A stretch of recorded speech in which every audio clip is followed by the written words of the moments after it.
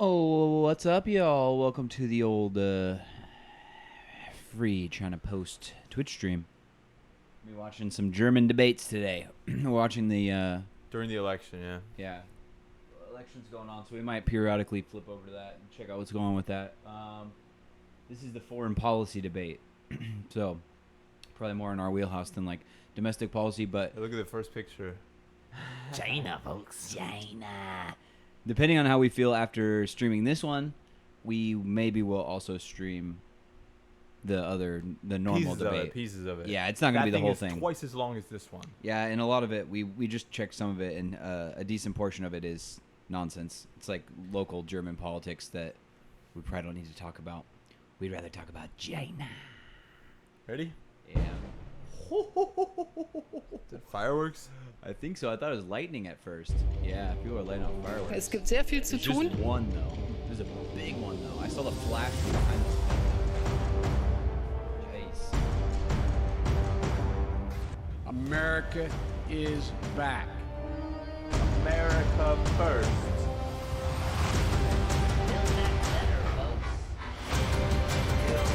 Back Biden.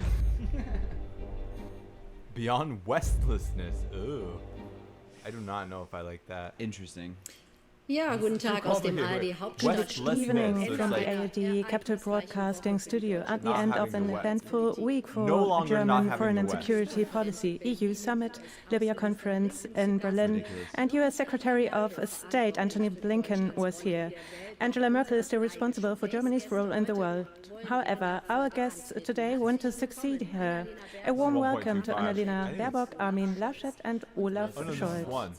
What you That's really want to fast. continue with, or what you will change, confusing 'cause they we will hopefully keep learn playing about the over the bass next audio. 90 minutes. I By prefer my they play side, the bass Wolfgang audio, but Ischinger, on a chair stream of like the this, Munich it's Security complicated, 'cause Conference. now it's like three voices talking over each other. Thank you very much, Tina Hassler. Maybe four. I would also like to Up to six if they're welcome talking the over If each other. everyone talked candidates over each other, yeah. for the Chancellery from the Greens, the CDU, CSU, and the SPD. And I would also like to welcome you very cordially, the viewers at home, to this debate of the Munich Security Conference. Last year at the looks Munich German in Security nothing Conference, other we than stated his, that Germany was in the middle of a glasses. turn of an era. Jesus. And this federal election will be decisive There's with some regard to wild how fireworks Germany going on wants outside. to Sorry, folks. adapt to Turtle a shell. rapidly changing world. I'm looking forward to discussing these questions with you.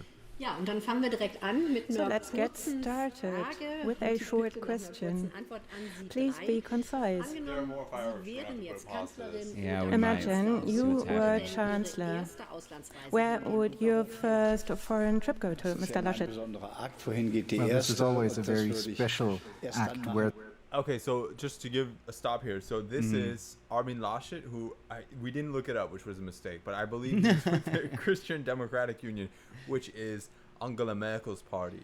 Angela Merkel. So this is the first guy.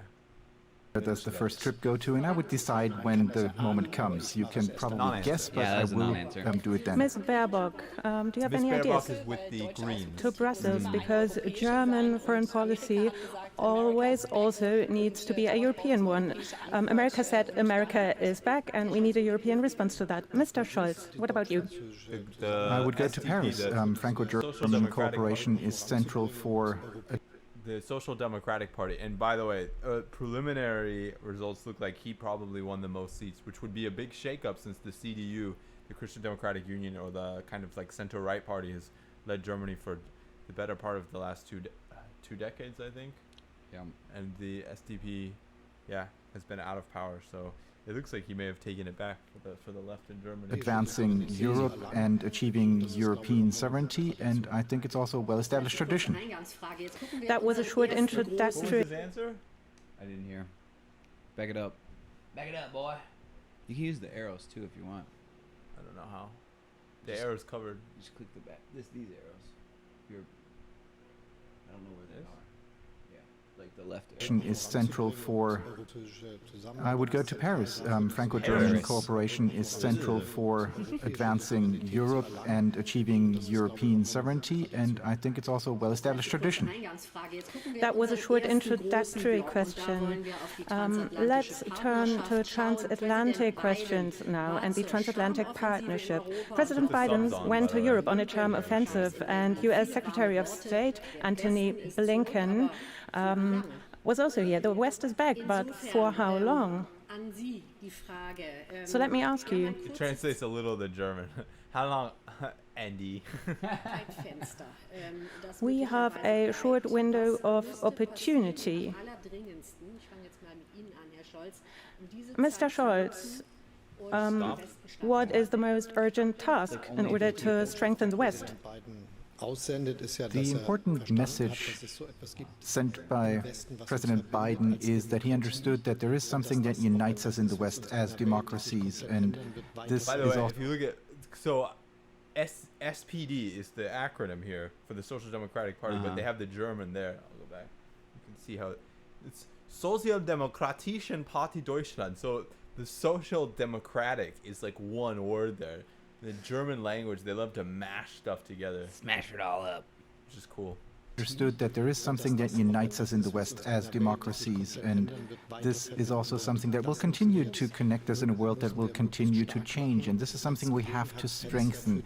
Use this window of opportunity for the next time. So I'm strongly convinced, if we look at the world, China, Russia, and many other emerging nations in Asia and others, it will remain the central aspect for us to stay together and bank it on our democracy, also as a transatlantic alliance. This is the first important I task. do like that answer.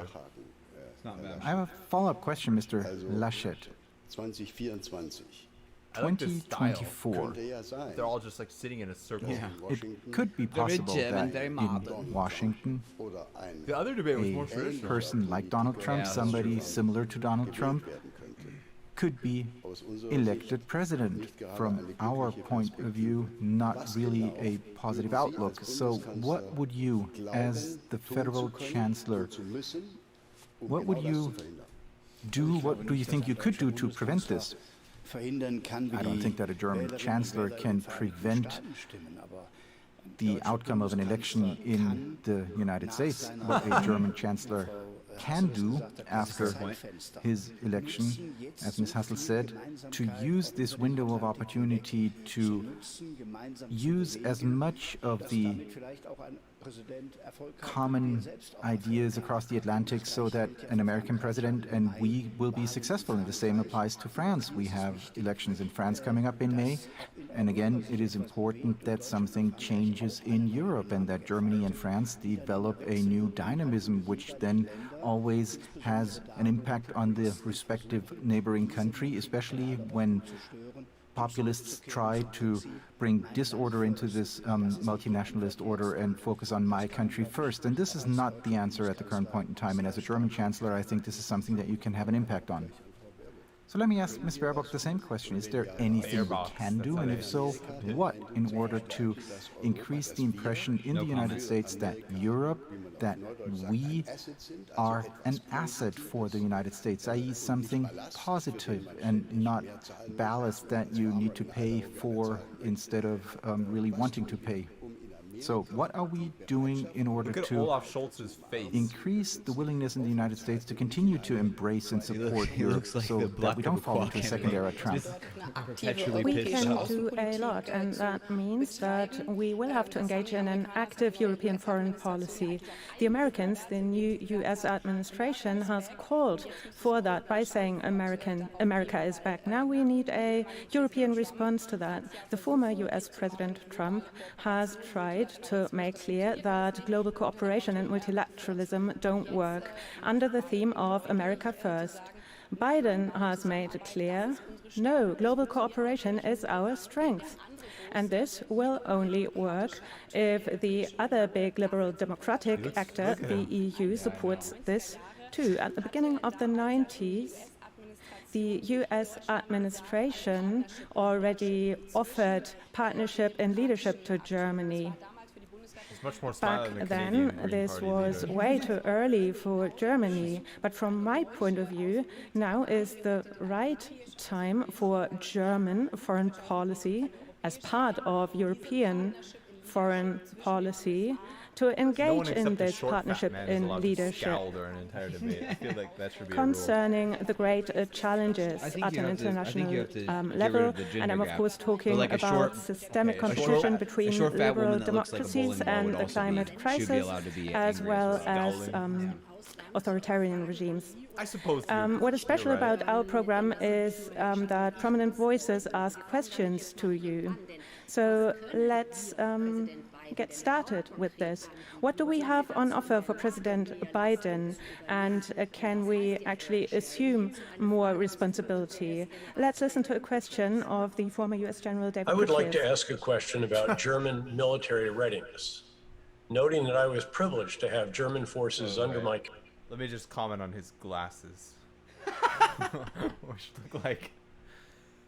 look like a slot filter that you'd use to like prevent light from getting into your eyes or something like that. I think the reason that he's wearing those is because his glasses are clearly very thick, and he wants his eyes to not look as like blown up as they do, but it looks weirder here because Is that a fact? look how big his eyes look in these. I think he doesn't want, because when you get like bigger Monster glasses, guys. sometimes they look super big. Like my glasses that I don't wear, of course, as we said on the podcast today, I don't wear glasses. But the glasses that I do wear, that I don't wear, they sometimes also Just make my wears legs them to out. Halloween parties. Yeah, I just wear them to Halloween parties. But I think that's maybe what he's doing, or he wore them for the German debates because they're very modern.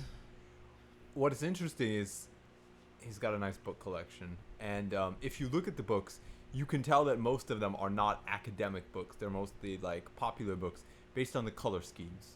Because I'm not kidding. I know. If you go to a library, it's all black and more or less. It's all black and white, and you can see like I can see like the penguin in insignia and pictures on the side. I see a book about Grant, so it's a lot of popular books, let's say, as opposed to academic books. But it's not This might be like semi-academic books.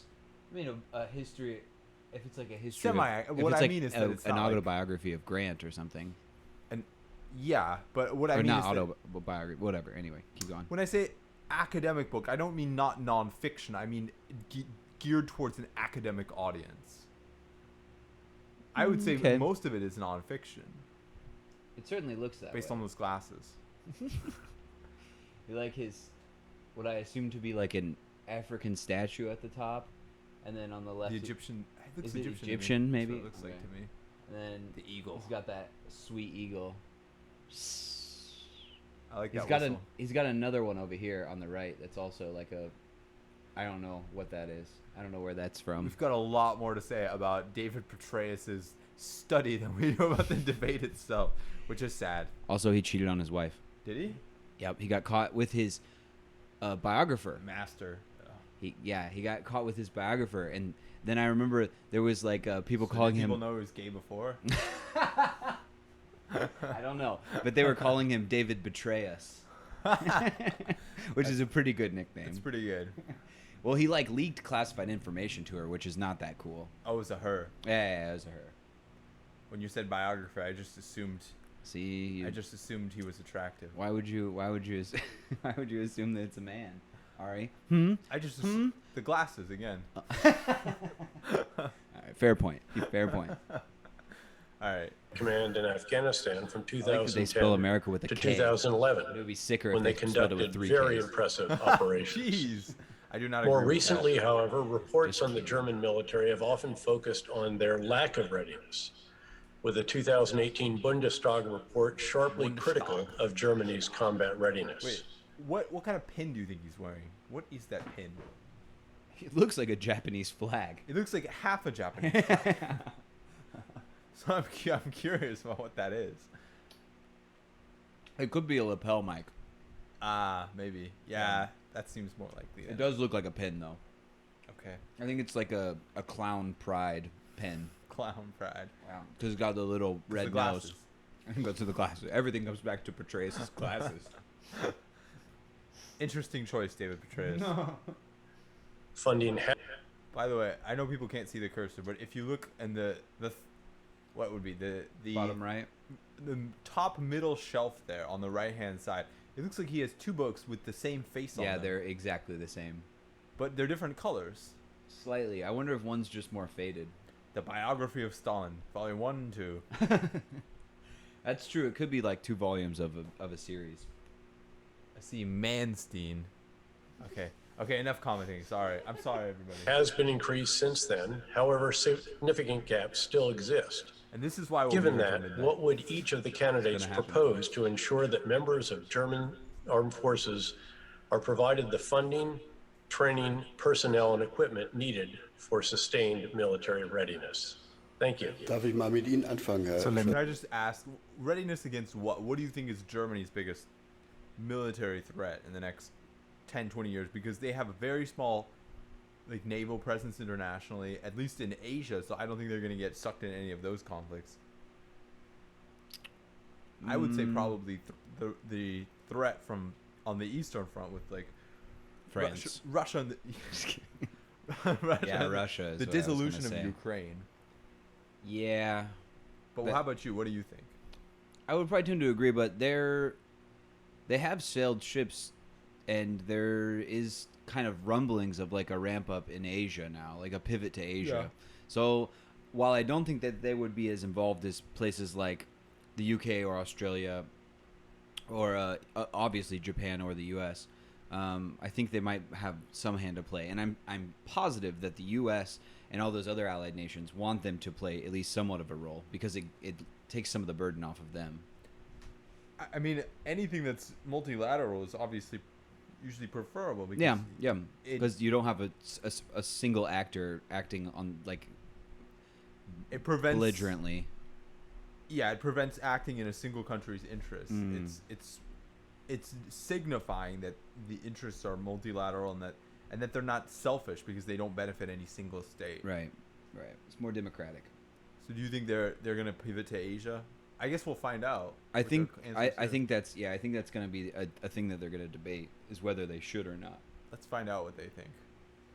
Let me start with you, Wenn Sie Mr. sich Scholz. diese Frage anhören. When you listen to this question, Begriff der Lastenteilung this term of burden sharing die Bundesregierung is something that has been around for approximately 40 years or longer for this government and previous governments.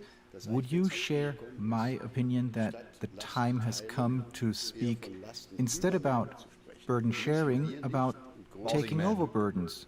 Don't we have to take a bigger piece out of the pie of common tasks in order to do exactly what Ms. Baerbock just said, namely from an American vantage point to not be seen as a burden but as an important partner?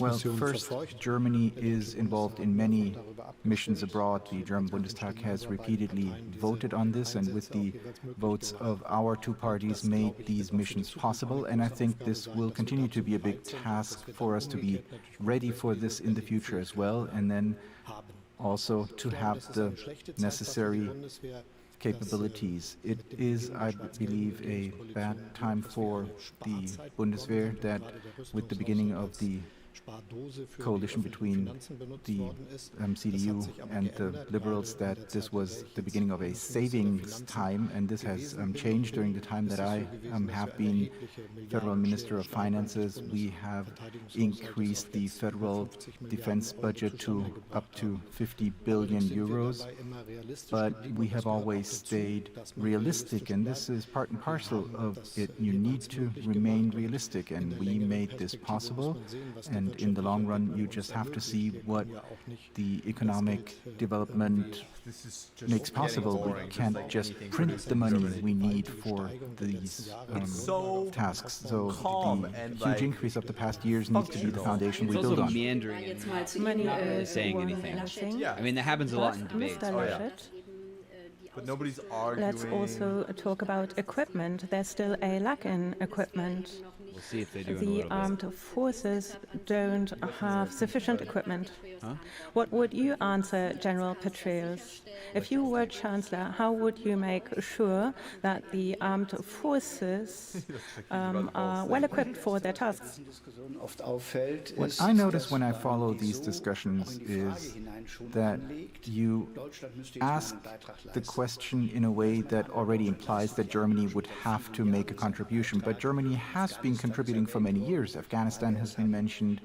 We just saw German servicemen get hurt in Mali during an attack, and there are many places in the world where the Federal Republic is involved in UN missions. And in addition to this, there is a huge civilian commitment, post-conflict and conflict prevention, rebuilding measures. So Germany is greatly involved.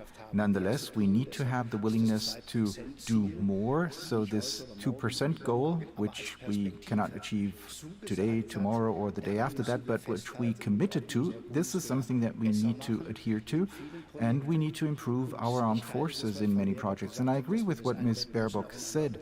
We need to embed this in a European foreign policy, in NATO, but European foreign policy then means when you commit yourself to something together, you need to implement it. And we have this project of a drone developed by Germany and France. So this means that we shouldn't start discussions after the decision whether this and that screw can be delivered for the project. No, this then needs to be done. Now, before we come back to the issue of Mali, which is highly topical, in your party program, you mentioned the 2% goal as arbitrary. There are other commitments from the Federal Republic of Germany for the Eurozone. There are debt ceilings. And do agreements apply for you? Yes, and the important promise given in the context of NATO is burden sharing. Europeans are to assume more responsibility, and this is what I want. I want to see Europeans assume more responsibility, and this is what is important to the new U.S. administration. Our American friends do not only talk about an abstract 2% goal. The Green Party and high-ranking military officers have stated that we're talking about a goal here that is highly dependent on economic fluctuations. If our economy is not strong, for example, because of a pandemic, our defense spending will increase because GDP is lower. So let's be honest about that. We have to take stock. NATO has just engaged in an extensive review process, and I think that Germany should play an active role here. Mr. Scholz, you have said that you, as finance minister, have increased the budget, and that's right. However, capabilities and equipment for our armed forces have not improved. New helicopters for the... Look at the way he dangles his legs here. Very German. It's interesting just to see their different postures and stuff. So I assume they're talking about the target is military spending is 2% of the GDP. Yeah. And I mean, she's right about that. That obviously they set the military budget as a whole number. They don't be like, we're going to set the military budget at 2% of GDP, because GDP is calculated once the year is over, obviously. So you can't just have some arbitrary number like that. Yeah. I mean, all numbers are somewhat arbitrary, right? But yeah, it kind of, I don't know if that makes sense. You should base it on some sort of need. Yeah, but the idea is that I mean, you can't predict GDP exactly. So well, definitely not exactly. Yeah, you can have some prediction. Also, maybe for the all the other people are sitting exactly the same besides him. That's true. They're all sitting with their legs crossed at an angle. He's been leading the polls, and especially by the time this debate came out, he had the most to lose. So I think he felt the most pressure here, because he was leading the polls. Military, 1/3 of them is not fit for action, and this is a problem. Mali has been mentioned. We urgently need transport helicopters. They have not been procured. That is why it is so. It's interesting that the Green Party, by the way, here is calling for an increase in military spending. I don't know about spending, but about capacity. Yeah, readiness maybe. The readiness.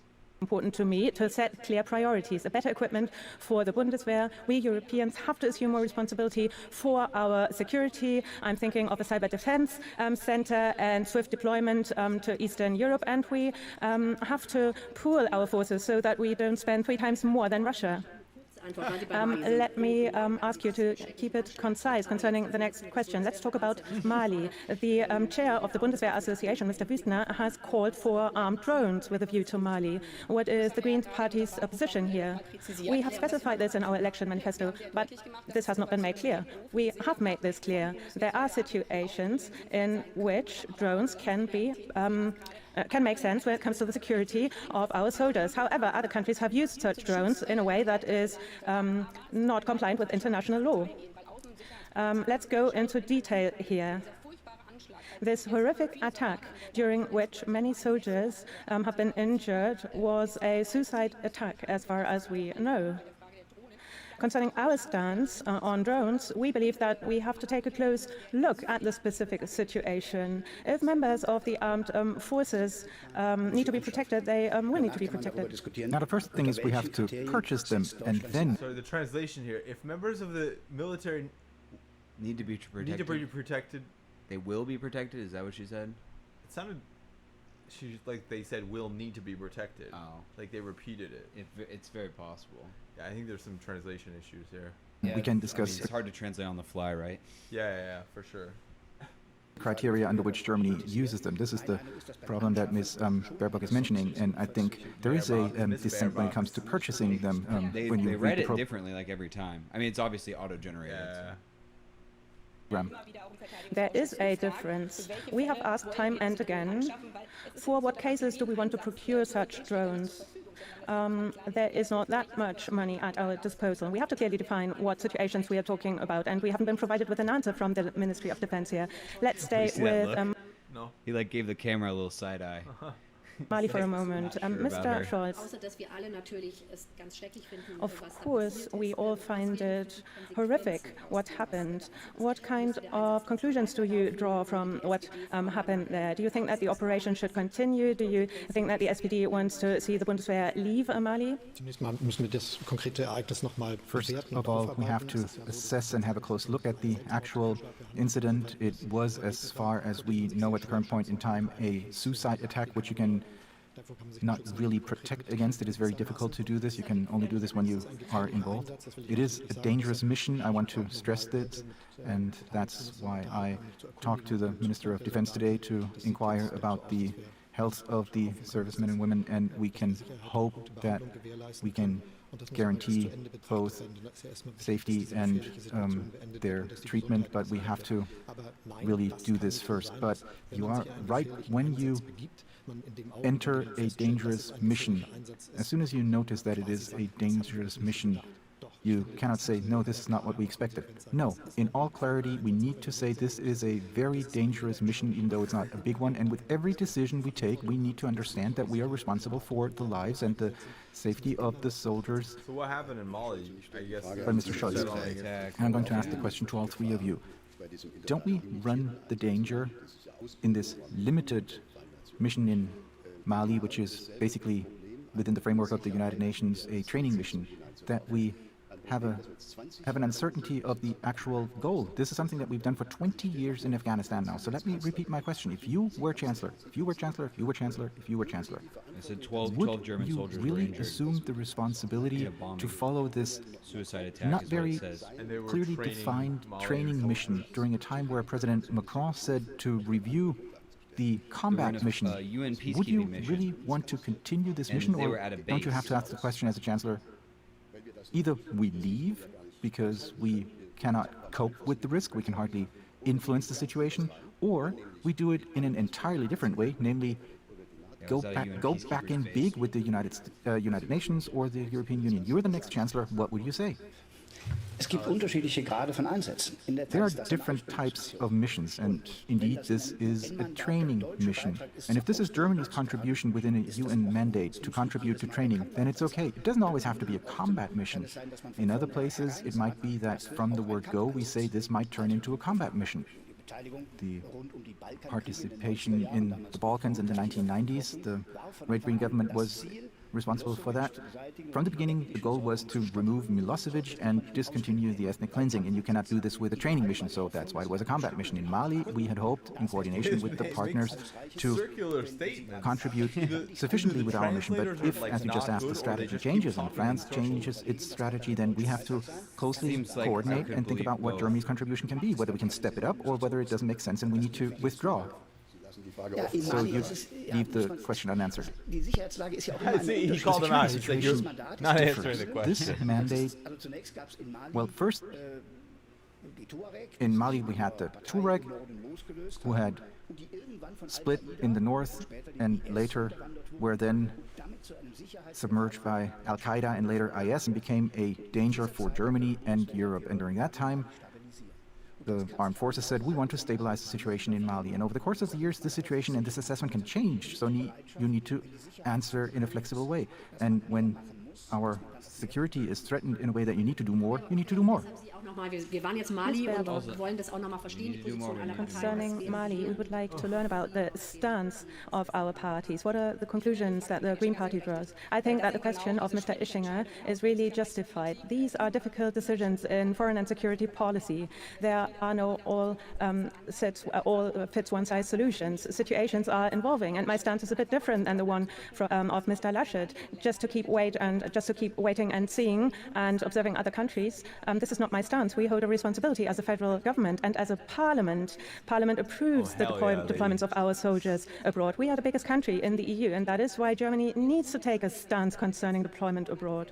Over the last months, we have made it very clear that the security situation has changed. That is why we have said concerning MINUSMA, we believe that in spite of all problems, we believe that this operation or mission is right. But with regards to training or forces of the forces of dictatorships, we don't think that this is right. So concerning UTM Mali, we don't approve this because this does not take into account the security of our soldiers. We have been criticized harshly by the CDU and CSU. Now President Macron has said something very similar. So it doesn't really make sense for a federal government to not define their stances. But this is an Wait, so what is their stance? I don't understand. On one hand, she's like, the government needs to take a stance because this is a really important security issue, and we agree with the UN mission in principle, but we don't agree with training the military forces of a dictator. I think she's saying maybe, because it sounds like they're doing a peacekeeping mission, so I think maybe she's saying that it's okay to do like the peacekeeping, but it's not okay to train their soldiers. But I'm not sure. A lot of this is very unclear. Yeah, problematic. Official you cannot really seriously say. I said we have to always individually judge the situation and see what the German contribution can be. I mean, you cannot really seriously contradict that. I've just said the following. I've said that the situation was wrongly assessed concerning UTM Mali. Okay, in spite of all of the nice words, what you're saying is let's withdraw. We are talking about two missions here, and you cannot mix this up. I've talked about UTM Mali, a EU mission, and this also engages in Chad, and I think that this is wrong. With regards to the UN MINUSMA mission, the situation has changed. We saw a coup. That is why I think that concerning UN MINUSMA, this needs to be reassessed if the situation changes. Let's move on to our next section. Right. Let's talk about the EU. Angela Merkel welcomed. I don't know. She didn't say where the coup was, but it was either in Chad or Mali. I think it was in Chad because I remember there was a coup. The countries. I need to be careful what I say. Post-colonial French. Central African states are all large and all unstable, and I sometimes forget which one has a coup when. I think it was Chad. This looks like maybe both of them had a coup recently. This says 2021 Malian coup, but I just looked at Chad. There was the one where the president, like, mysteriously died and his son took over. This says Chad's covert coup. Okay, so they both had coups. Yeah. Let's leave it at that. The French president Which 1 speaks week to your ago, point of and which one's having a coup at which time. his Minister for European France and Affairs has a Germany question are for key you. players in Europe. The French-German cooperation remains absolutely crucial to make the EU move forward. We talk more and more about European This guy looks like sovereignty, he's 15. strategic autonomy. What do you think of these concepts? Are they key priorities on your European agenda? Now let me start with you, Mr. Scholz. When you think about an answer to this question, let me add a little bit to it. The SPD repeatedly, not for the first time, decisively spoke out in favor of a European army, which will probably not work if, before each and every deployment, we have to get the consent of the German parliament. So, is there a strategy? Do you have a strategy? An idea how this European armed forces can work with the consent or without the consent of the German parliament? Who is in command? Who decides? Because this needs to be done quickly. Thank you for your question. What do you think of creating a European army? I don't know. I feel like we already have the UN. I mean, if they The UN doesn't do anything. I know, but I don't think that. Well, they do peacekeeping missions, which is I think about all they should do anyway.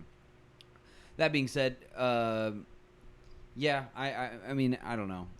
It would depend how it's used, but Of course, it depends how it's used, but I mean, and I think it's a good idea. I don't know. I don't know if having like even more divisions of military like running around everywhere is going to be a good idea, but I tend to believe it would probably be used in because there's so many people that would have to vote on it, just like they're saying, it would probably be used pretty sparingly as well. Definitely. I like the idea because the EU contradicts themselves all the time in terms of like they speak often out in favor of human rights and in terms of like international law, and then they refuse to commit their military towards defending those goals ever in any circumstances and blame the US for its unilateralism. This would force them, instead of sending like, you know, token 10 soldiers to go take part in an action where the US sends like, you know, 95,000. Yeah. There would be some issues where the United States could take a back seat and say, you know, this is happening in the EU, you guys deal with it yourselves, and like we can be the backup force. Well, especially if they were doing things like peacekeeping missions. Honestly, a lot of it falls on their hands anyway, because we were just talking about colonialism in Africa. Most of that colonialism was done by European states. So I feel like they have. You can't. Of course, some of the blame falls on local populations, but also some of it falls on Europeans for the history there. I think. I mean, it's very difficult to separate those, but realistically, I mean, modern states are not. I don't know if they should, but are not legally held responsible for the well-being of their ex-colonies. I'm not saying hold them responsible for everything, but I mean, because of how history impacts the present, I'm not saying that you can legislate this, because it's very hard to tell. It's very hard to tell exactly to what degree, blah, blah, blah, blah, blah. But I think they have a responsibility. To do what? To militarily intervene? No. Like the opposite of what they should be doing. No. I'm saying if there's just doing things like peacekeeping missions or protecting people, or if there are people, like, say, in a country where there are like children being like kidnapped, to go in and maybe rescue those children and get them out of the country. Mm-hmm. Something like that. I'm not talking about doing invasions. I'm not a big fan of armed conflict. I'm in favor of self-defense, especially if you're going to talk about human rights and things like that. If you can go in with a small special forces group and save the lives of some innocent people, then we're having a conversation. That's a very rare case. I think more frequently. There's a lot of child kidnapping. but I mean, it's only in like 2 or 3 countries in the world where this is like a rampant issue. Yeah. I think more than likely they're going to get involved in maybe dealing with the migrant crisis, which is not going to stop troubling Europe. Yeah, it's going to keep getting worse as Syria. climate change gets worse. Anytime there's a Middle East, like a destabilization of the Mediterranean, Middle Eastern countries, I think they could possibly, I don't want to say like intervene, but they could, like establishing the no-fly zone over Libya, like that kind of stuff. I think, doing patrolling of like seas and oceans, I think, to maintain the peace, I think is okay. If that's what they're gonna do, then I'm more okay with it. If they're gonna start invading countries and like trying to go to war with people, then I'm not. Seriously, doubt I it. doubt they will as well, just because of how many member states need to okay that. So, I'm I don't know. I don't have like a super strong stance. I'm not like super against it, but I'd be in favor of it simply because the EU talks a big talk. Yeah, as yeah. if they're I like totally agree with you on that. on the international stage, they want to be influential. Yeah, and Germany specifically is always talking about how they care about human rights, and then they keep doing deals with the Chinese. Like, yeah, fuck out of here. Fuck out of here. So I think if they really believe that, then we have a guest up saying, "What up, bro? Yo, yo, yo." What up, bro? My name's Abby Ping. Abby Pong Ping Pong. Okay, now that we have our African American friends in the chat group, what's up? They can share their perspectives. Yeah, Abby, give your unique perspective. Abby said that she's a racist. She's saying that she's a racist. saying my name is Abby and I hold racist views. Not cool, Abby. Okay, so Miss I assume Miss Peng, please keep the racist views to yourself during this chat. We're an inclusive chat, okay? Try to be respectful, okay? No racism. Okay. Thank you. I assume that ha ha ha is going to be an okay. We're gonna keep the racism to a minimum. Thank you for your cooperation. We will take that as consent that you will keep your disgusting, abhorrent views to yourself. I thought this was also an interesting issue. I already forgot what paper I was reading a few months ago, but it was like it was a long time ago. It was basically saying that the EU would basically continue to be like a second-tier international power because they refuse to create a common military. And the second they do, they will suddenly be jettisoned in the spotlight because it's not going to be a collection of tiny states with disparate interests. It's going to be one security community with essentially controlled military. Will that unify their interests, though? I wonder. Some of their interests, defense interests for sure. Offensive interests, no. But, I mean, offensive interests are not really important in 2021 unless you're an authoritarian state who's bent on domination. How many defense interests militarily do they have, though? I wonder. I mean, they have some. Defense interests? I would say quite a few. I would say the migrant crisis right now, I would say... I don't know if I would label that defense. Granted, they could use the military for that. I hope they don't, like, use guns and stuff, but like to do things like the National Guard would do in like the United States. It's connected for a lot of Europeans with terrorism, so I think they do consider it a defense thing. Terrorism maybe, but I mean, well, I'm saying migration and terrorism are connected. In their eyes, because in their eyes maybe. I don't know how much like. I'm not going to comment on that. The fact that there's, I mean, between hundreds of thousands and millions of migrants. Yeah, it can be destabilizing. Yeah. That's for sure. What they could also use it for things like Germany just had those horrific floods recently. Yeah. They could use it for things like that. Like I think using them in like a National Guard capacity is sick. Do that. I'm cool with that. If it's some sort of force like that, all right, I'm cool with that. I think like in Africa they could also use it in those kinds of post-colonial states, and I think they could also play a role in some international peacekeeping in terms of like dealing with pirate crisis or dealing with the Southwest Pacific, and I don't see it be bad. They'll probably be all right. And if you allow, I would first like to answer the question that was asked by the French minister.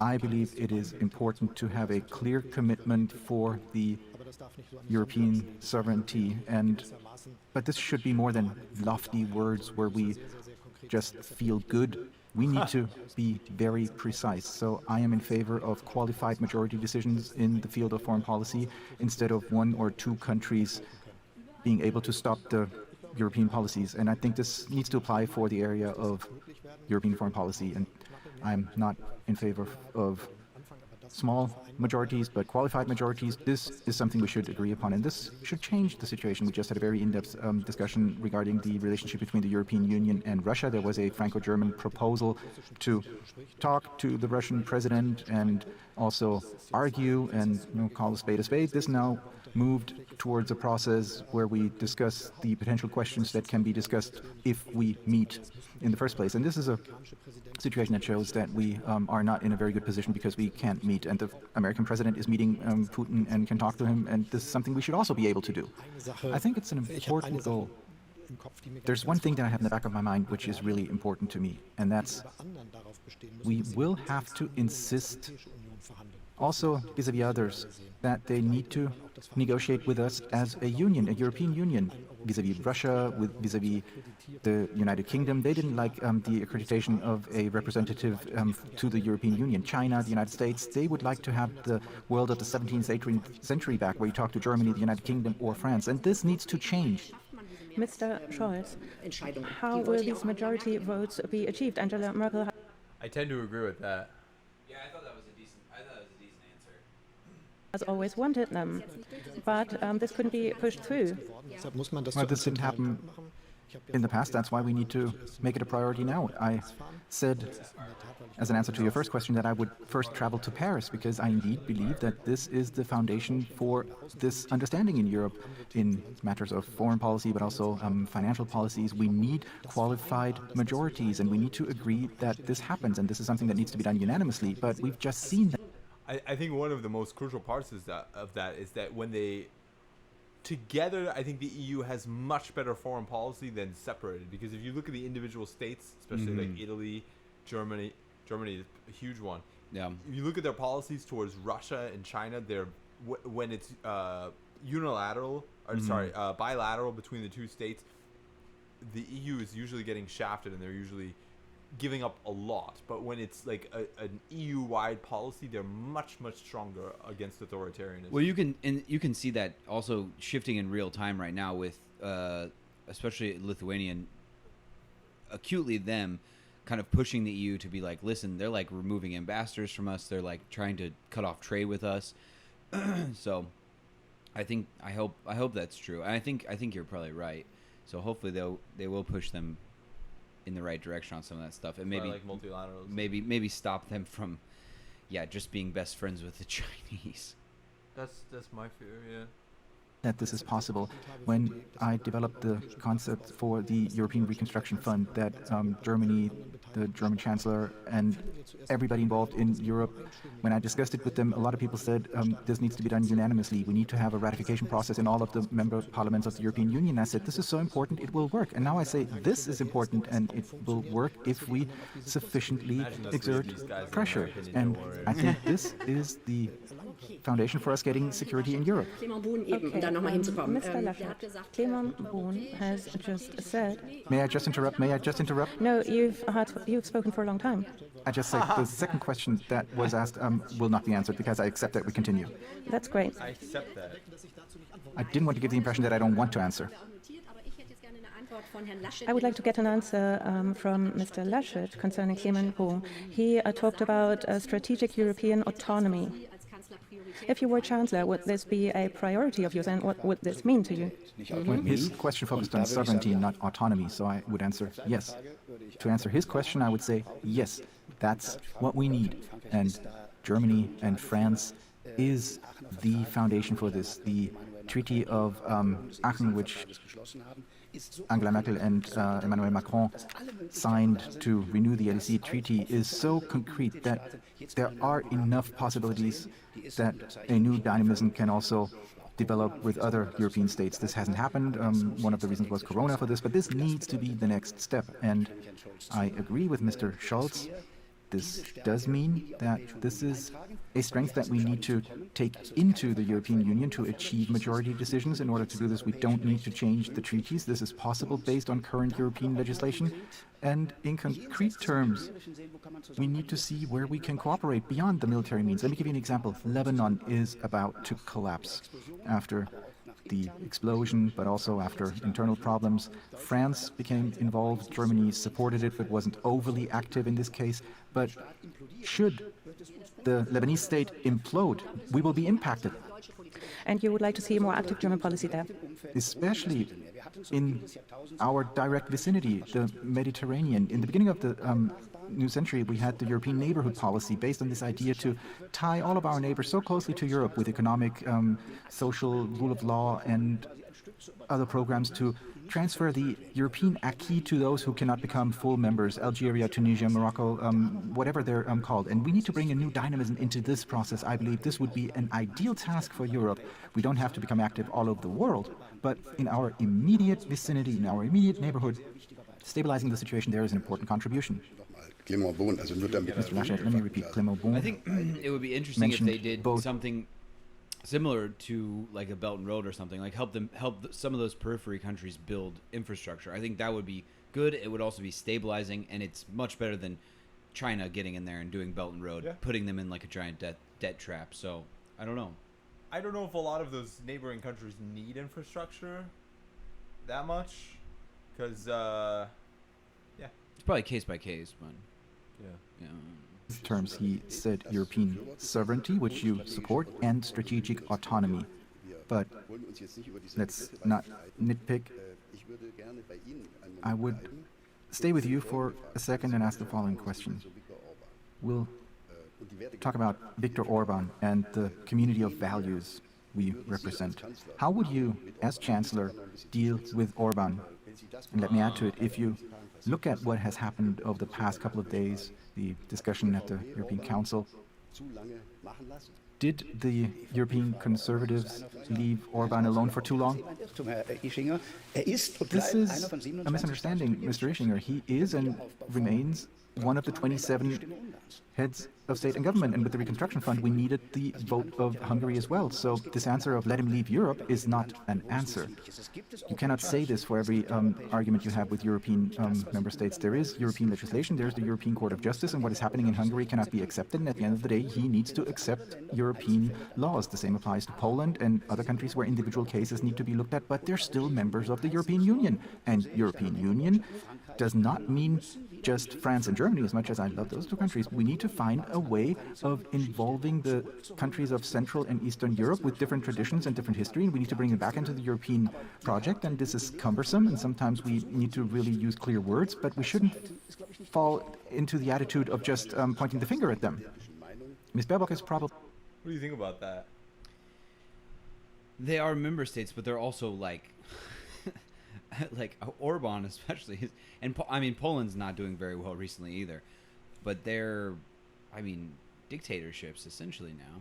I would argue that it's not true, that if they are doing something that's illegal under European law, he's right about that. There are ways to prosecute people if they're actually breaking electoral law or something like that, or if they're no longer democracies. But becoming less liberal is not the same thing as becoming an authoritarian state. Yeah, I don't know if the evidence to like try someone for totally becoming a dictator is there yet, but it's... Why would you describe Viktor Orban as a dictator? Is he alleged to have stolen an election? Because if so, I'm not aware. I don't have enough evidence for that. I've heard of people saying, you know, basically that there's allegations of some election tampering, but there's allegations of election tampering in America. Obviously, no evidence behind those at all.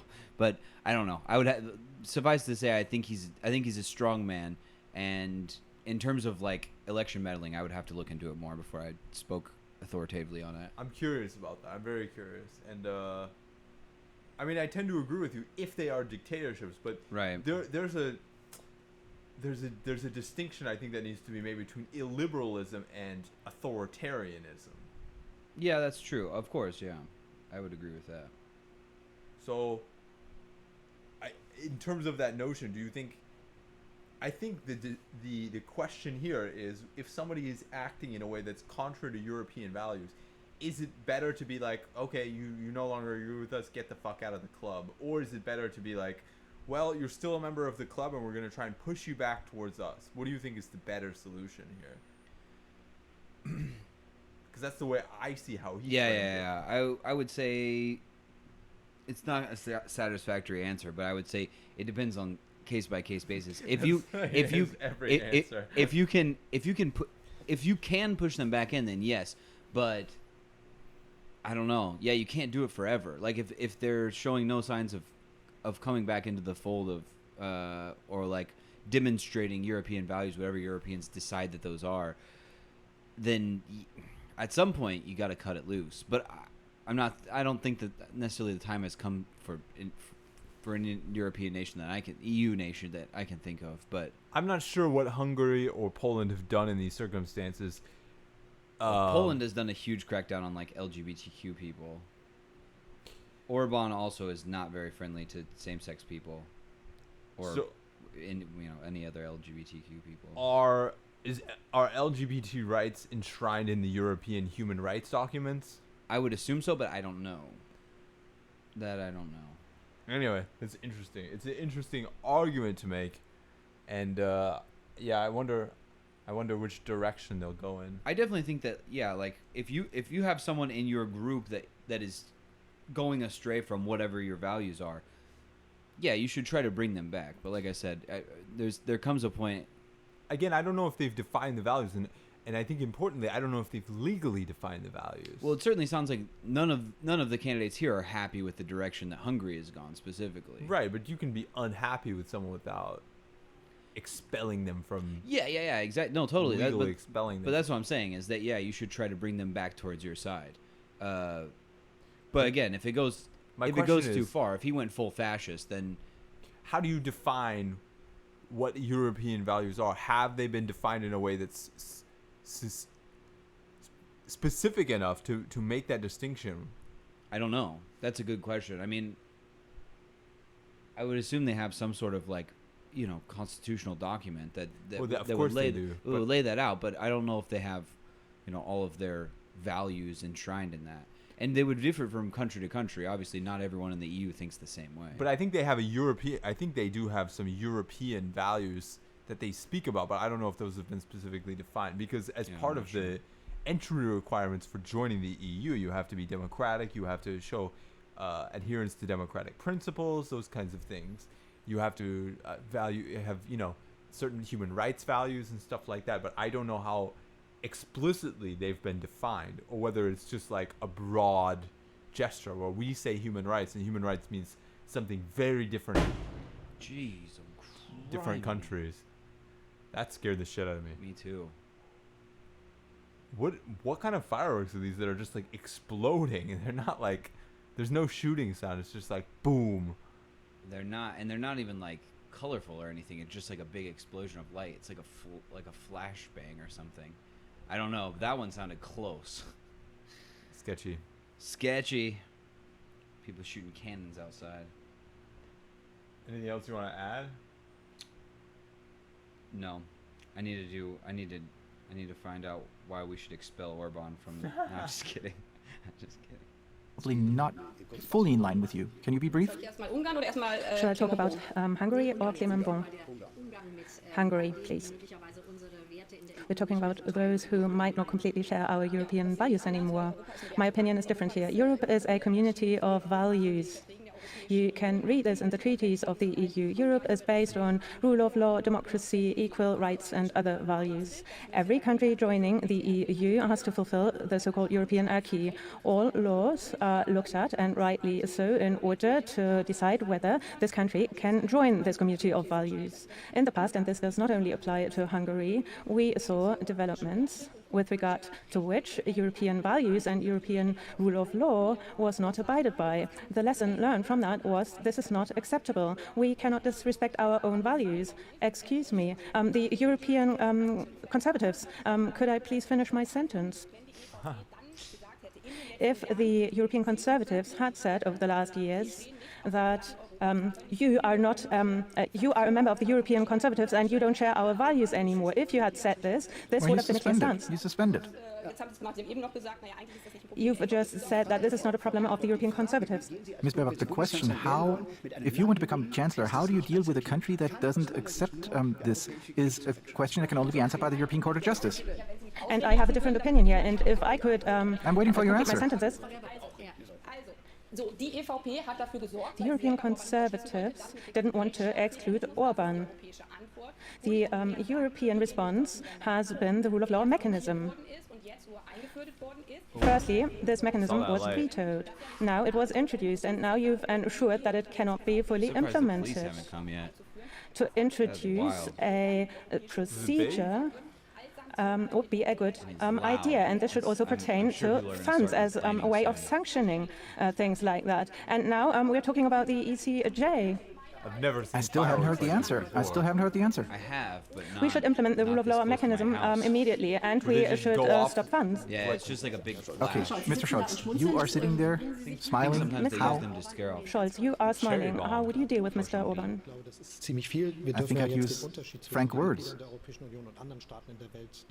We cannot forget the difference between member states of the European Union and other states in the world. We created the right for us to also become involved in their internal affairs and discuss those, because we've created this framework. And even though Mr. Orban doesn't like it, I deliberately say it, we are liberal democracies where minorities need to be protected. Nonetheless, we need to know that this is a process that will always be contentious, and you shouldn't shy away from this. This is a process that needs to be pursued, as we are doing it in other unions of states as well. But we need to do this, and we have a lot of citizens on our side. I just talked to the mayor of Budapest and talked to him, who has good chances of becoming the next head of government. And we also created a new instrument that I very much advocated for, namely that when it comes to paying out European funds, issues of the rule of law can be involved. This is what Hungary is speaking out against, is also going to court against, and I'm very much convinced that they won't be successful. And then we can use this as a sword. This is decisive. It sounds like they're If you creating want to legal see mechanisms. Europe able to act, and this is what Clement Bonn has stressed, if you want this, you have to take action. Now we're talking about the ECJ, so we will postpone this for 2 years' time. If we want to support people like the mayor of Budapest, the EU has to take a clear stance. The German government is a key player and could make it clear to the EU Commission that we need to see sanctions. But I would really be interested in the answer. How and what would you do? How and what would you do? But this entire discussion only works because you don't say the final sentence. Ms. Baerbock, we have many other questions and we would like to listen to them, so please keep it concise. What would you do if you didn't want to wait for the ruling of the ECJ? A reduction in European funding, because this will hurt. It's violation of EU law. This is possible in the context of the rule of law mechanism. You don't want this. You want to take it to the ECJ. I think we've understood where you stand. So please make a cut here. Let's make a cut here and move on. The world has become more and more complex. Enemies, friends, competitors, partners. Sometimes the bigger picture is broadening. Let's take a closer look at systemic competition, and let's take a look at China. And let's take a question by Timothy How does Goldenberg. Germany's China policy need to change after the next election to enable a more coherent and effective European China policy, and indeed a more coherent and Look at those effective eyebrows. China Looking policy good. of like-minded democracies around the world? It's a good transition between the hair and the Also beard. bevor Sie antworten, So will ich kurz before vorlesen, you was As answer, before the ant let war. me read out that according to a study carried out by the Korber Foundation, more than three-quarters of the Germans are in favor of supporting additional EU sanctions against China in case of human rights violations, even if that were to be detrimental for commercial and economic interests. So they'd be willing to support sanctions against China. Mr. Laschet, what do you think about this clear and straightforward policy vis-à-vis China? Well, we're competitors of China. We have a different understanding of people. China is an authoritarian system down to the smallest detail. And the difficulty we now have during the Cold War, authoritarian systems weren't economically successful. Now they've become a competitor on the global markets. So I think, on the one hand, we need to really call a spade and point the finger at human rights violations, but in many cases, China is our partner. Let me try to ask precise questions here. On Monday, in an interview with the Financial Times, you said the following, and I'd like to quote: "If we always talk loudly and aggressively in public about the human rights situation in China, I'm not sure that this will change the situation. End of quote. Doesn't this sound like shying away? Mr. Schinger, you've been involved in foreign policy for such a long time. That was exactly what the Cold War was about. We had a clear position, but foreign policy means to jointly define things we have in common with states that don't have anything in common with us. In 1968, tanks of the Soviet Union ended the Prague Spring on the Wenceslas Square, and 2 years later, Willy Brandt started the new policy towards the East. What we should have said is, let's not talk to them anymore, no way, big posters carrying billboards through the streets. No, we did both. We protested and said at the same time, let's look for things we have in common. And the problems that we have in the world can only be solved like that. The climate change cannot be combated without China. If we have to talk, cooperate, be partners, we need to do this. And in a world where you have Russia, the Arab world, Turkey, China, this is the core piece of foreign policy. Let's stay with China. What I just want... Jeez. Ridiculous. Yeah, this is just annoying. There's nothing like beautiful to see. They're just annoying everyone. Yeah. What I would say is 1968 Soviet Union, most of the market and most of the dependence and most of the stability was based on their internal ability to produce what the people within the Soviet Union needed. China in 2021 is completely 65% dependent on trade with foreign countries. So they are far more dependent to international public opinion and to basically like the stopping of foreign relations, because if trade with China ended, the justification for the continual rule of the Communist Party of China would evaporate almost immediately as the economy contracted and people completely lost faith in the Chinese Communist Party, which could cause an almost immediate implosion. And by the way, this is a theory, but they're not comparable. To say that the Soviet Union of 1968 and the way states conduct foreign relations with it is the same as the way we conduct with China, the PRC in 2021, who is far more dependent on not only international relations but also foreign trade, especially exports. It's crazy. Well, and China is far more dangerous than the Soviet Union. Yes. Especially when he's talking about the 60s, 70s, and of course after that. It was a failed state. I mean, let's in the 1960s, they were quite threatening. They had weapons, but I don't think that, and obviously it's easy to say this in hindsight, but even with aggression sometimes ramping up, and people like Fidel Castro calling for nuking of America, they did never use them because of mutually assured destruction. Now we could say the same thing about China, but we can't say it. We can say that about China and the U.S., but we can't necessarily say that about what China will do to neighboring states like Taiwan, like places that it's already done this to, like Hong Kong, Tibet, Xinjiang, East Turkestan. Okay, so, and also, I agree. We're gonna have to work together as a globe on climate change. Mm-hmm. That doesn't mean that we need to buy Chinese-made iPhones and we need to buy cheap trinket goods. Like it's a nonsensical argument. Yeah, I mean, that's not exactly what he's implying, but I think that's the underlying implication. That's what it seems like he's trying to say. Yeah, maybe. Which is like, agreed. Yeah, climate change. Of course, we have to work together on those things, but they also have to work with us. But we don't have to, like. Besides electronic goods that can be easily switched over to be made in India or Vietnam or any of these other countries, Japan, Taiwan, why do we need to do that sort of business with China?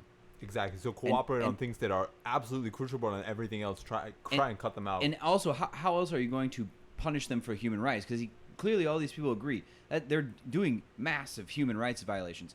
I think one way to punish them for that is to cut down on trade. I agree with you, but they're saying political protest. Well, protest is great, but if you're marching around your own cities saying China sucks, like China's holding up signs manufactured in China. Yeah, exactly. While China just watches their fucking stock market tick up from all these Europeans and Americans buying their cheap garbage. It's just, I think it's a bad argument. I tend to agree. And let's talk about the SPD election manifesto. You want a unified and critical dialogue between Europe and China concerning cooperation and competition. Is this more than mere political rhetoric? What does that mean concerning car parts, for example? And we're talking about human rights violations too. Well, with the Supply Chain Act, we just passed a very clear law here, which states that this is important for commercial relationships. And I also believe that in our commercial laws, in our trade laws, human rights, labor conditions, and environmental issues need to play a role. It's not about as much free trade as possible. It's also about the situation. And let me put some salt in the wound here. I explicitly am against any kind of decoupling fantasies here. North America, Europe, China, all in their isolation and developing their own economic structures. It is big progress that we have a global economy. It's huge progress that we have international division of labor, and we all create economic affluence based on this. And this was also the big opportunity of the past 3-4 decades, that billions of citizens in Asia, not just in China, had an opportunity for a better life. So what we need is something that brings us back to the basic assumptions of the policies of détente of the 1970s, as executed by Willy Brandt and Helmut Schmidt, and what the West successfully took up. We overcome the division between East and West, and the Iron Curtain disappeared. And I would like to stick to China because we need to. It's always been said we need to do something now and everything will change the day after. The world is, the Soviet Union is really... Mr. Schröder, part of the reason the Soviet Union also fell was because of decoupling. Said, so. And this also related to you, Ms. Baerbock, and your approach that crumble because people were marching around the economy in the streets in America with matters signs saying, and like, down human with the Soviet rights Union. should be separated. He said, as a big export nation, we can't challenge our jobs in China. You're of a different opinion here. That's not my attitude. I think we need clear principles, but we shouldn't notorically build up this hubris as if a decision taken by the German Bundestag would lead to China changing everything from one day to the next. We need to understand that the world is dangerous. There will be a lot of powers that nobody's talking about today in the next 10, 20, 30 years. So we will always have to deal with a situation where we need to find the right balance between our own strength and power. That's why I and so many others talk about European sovereignty. That's why I talk about the community of democracies that President Biden is returning to with his statement, America's back. And at the same time, this also means by being straightforward and steadfast, we shouldn't fall into the trap of redistributing the world. We are not mentioning the elephant in the room, which is that there is a divergence here, a collision of interests. On the one hand, jobs here in Wolfsburg, Ingolstadt, and elsewhere, and at the same time, a value-based foreign policy we want to pursue. In the Green Party program, there's also a call for more toughness vis-à-vis China. What do you tell the worker in Wolfsburg who is afraid of losing his job?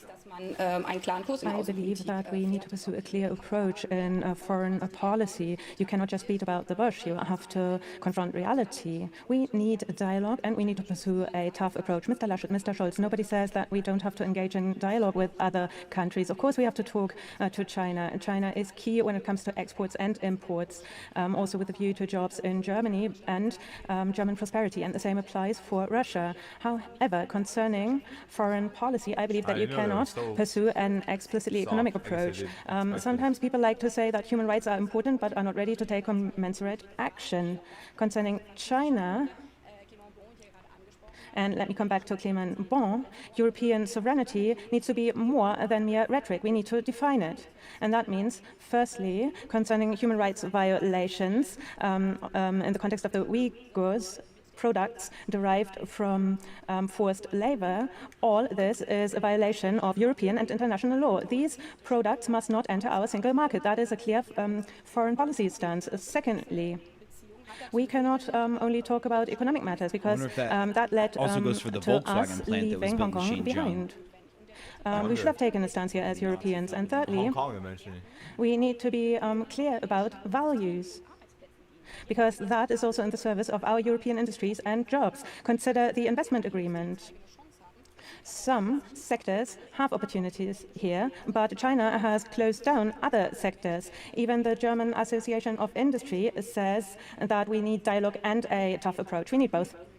We've talked a lot about China now, but the situation is similar with Russia. Yeah. She mentioned some of these. Let's bring in some more questions.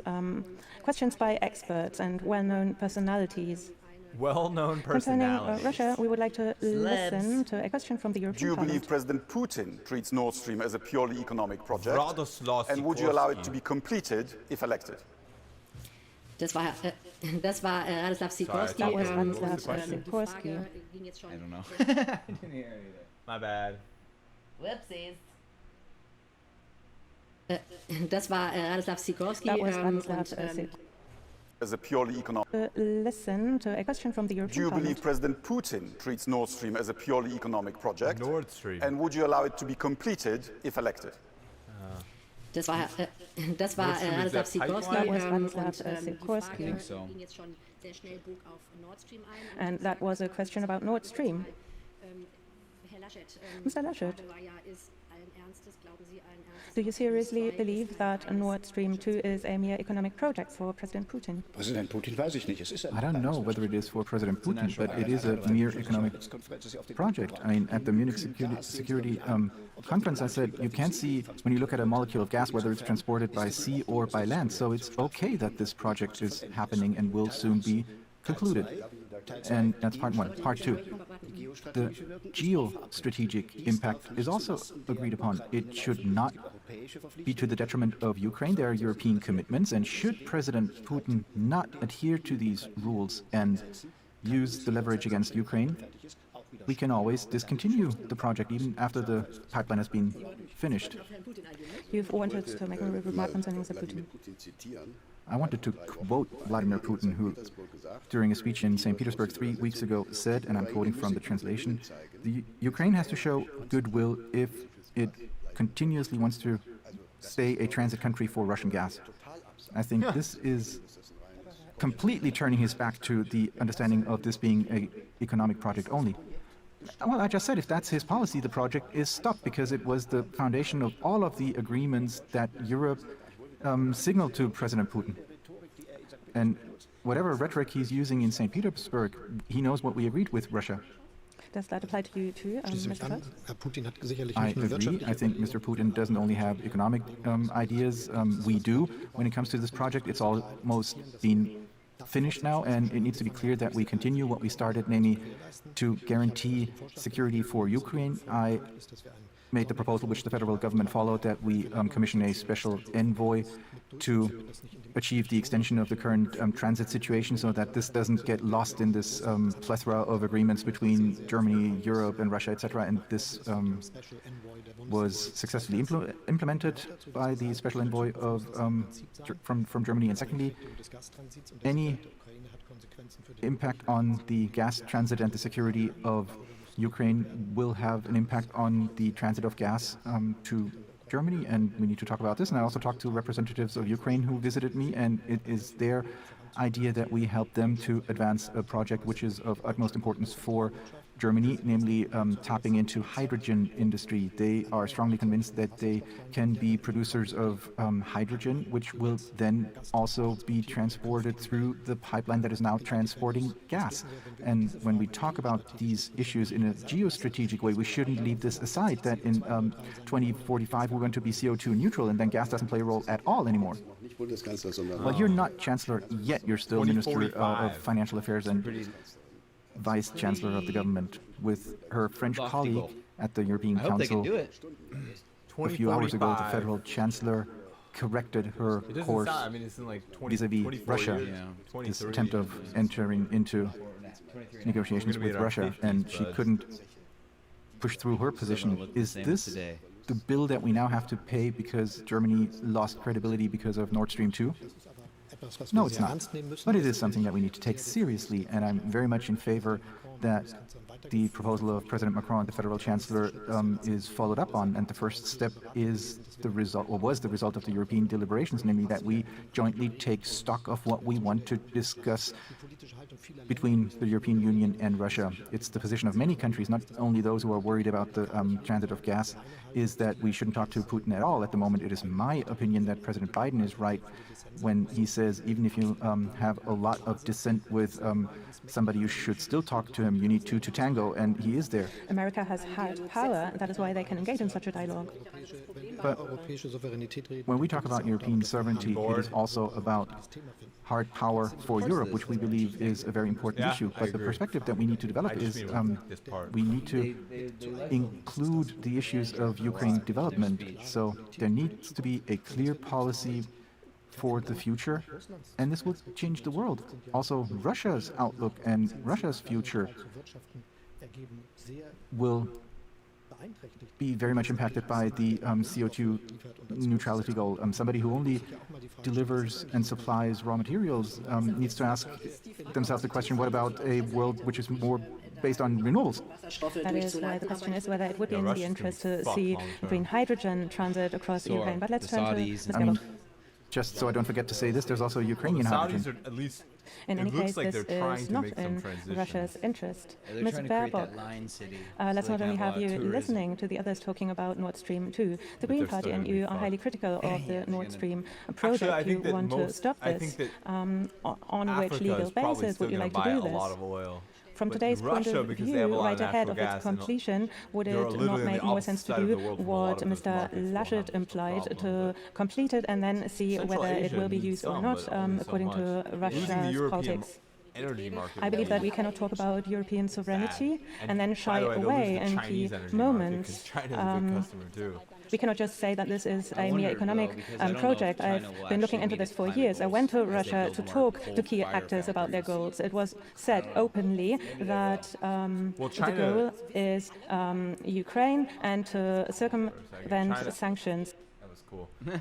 China is also trying to diversify their oil and get more from Central Asia, which is why they're trying to build all these pipelines with the One Belt, One Road stuff. Yeah.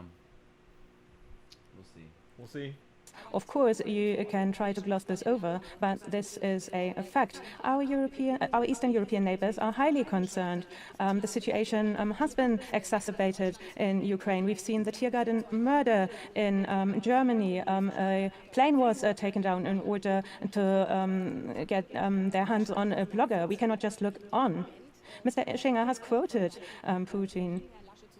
Mr. Laschet, you are saying they will abide by the rules, but Mr. Putin is saying we won't do this with regards to Ukraine. We are still dependent on Russian gas. We won't have hydrogen by 2023 that Mr. Laschet is talking about. Once this pipeline is completed, gas will be sent through it. And if Mr. Putin switches off the Ukrainian pipeline, there won't be any more gas there. And his goal is to isolate Ukraine. So imagine a winter in Europe. We won't be able to say, oh, now we don't have any more gas because maybe Nord Stream 2 is switched off too. If you want to lead a country, if you want to assume leadership at the European level, you have to engage in a proactive approach. Mr. Putin is in a competition. He does not only want to destabilize Ukraine, but also us as Europeans. I would not complete this pipeline. There is still one approval that has not been met. I'm talking about unbundling. The operator and the supplier must not be the same. This is not in keeping with European law, so it can be stopped there. And moreover, we can also talk about compensations.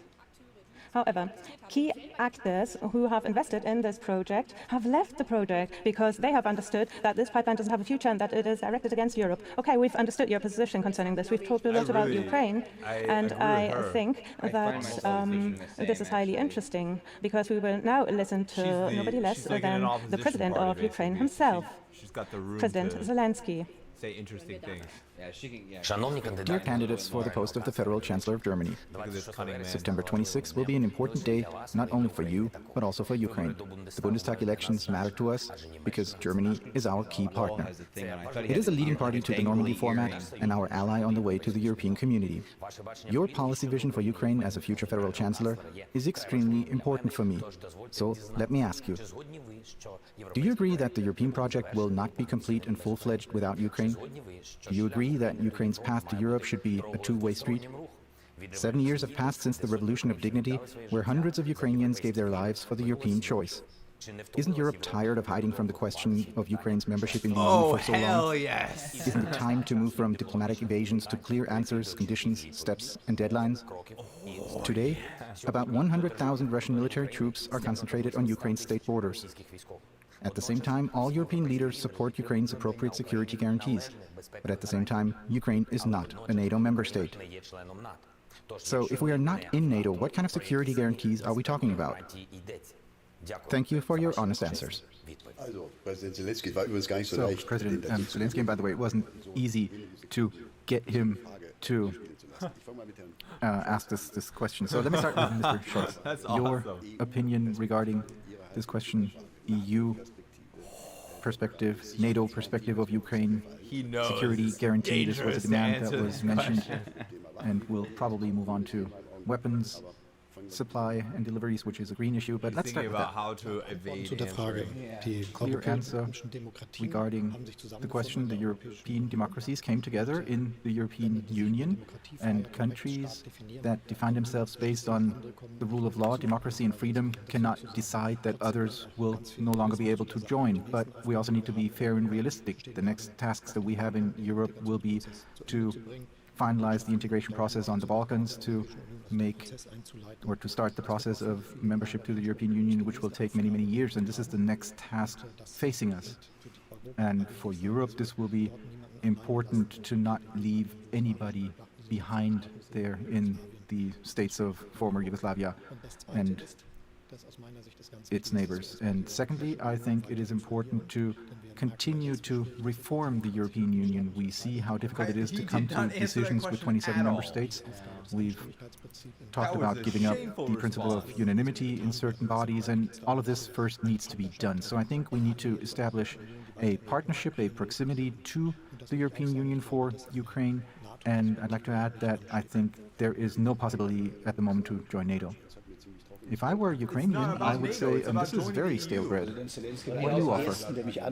President Zelensky was one of the first to call me when I became chairman of the CDU, because I think Ukraine knows how important it is to see how Germany is positioning itself in this issue. So the process towards democracy, this close connection to Europe in Ukraine, is something that Germany needs to guarantee. What he said in his statement referred to institutional issues, and I think you need to look at the broader picture here. First, membership in the European Union. I mean, you can easily promise this and say, sure, they can become a member, but the reality at the current point in time is different.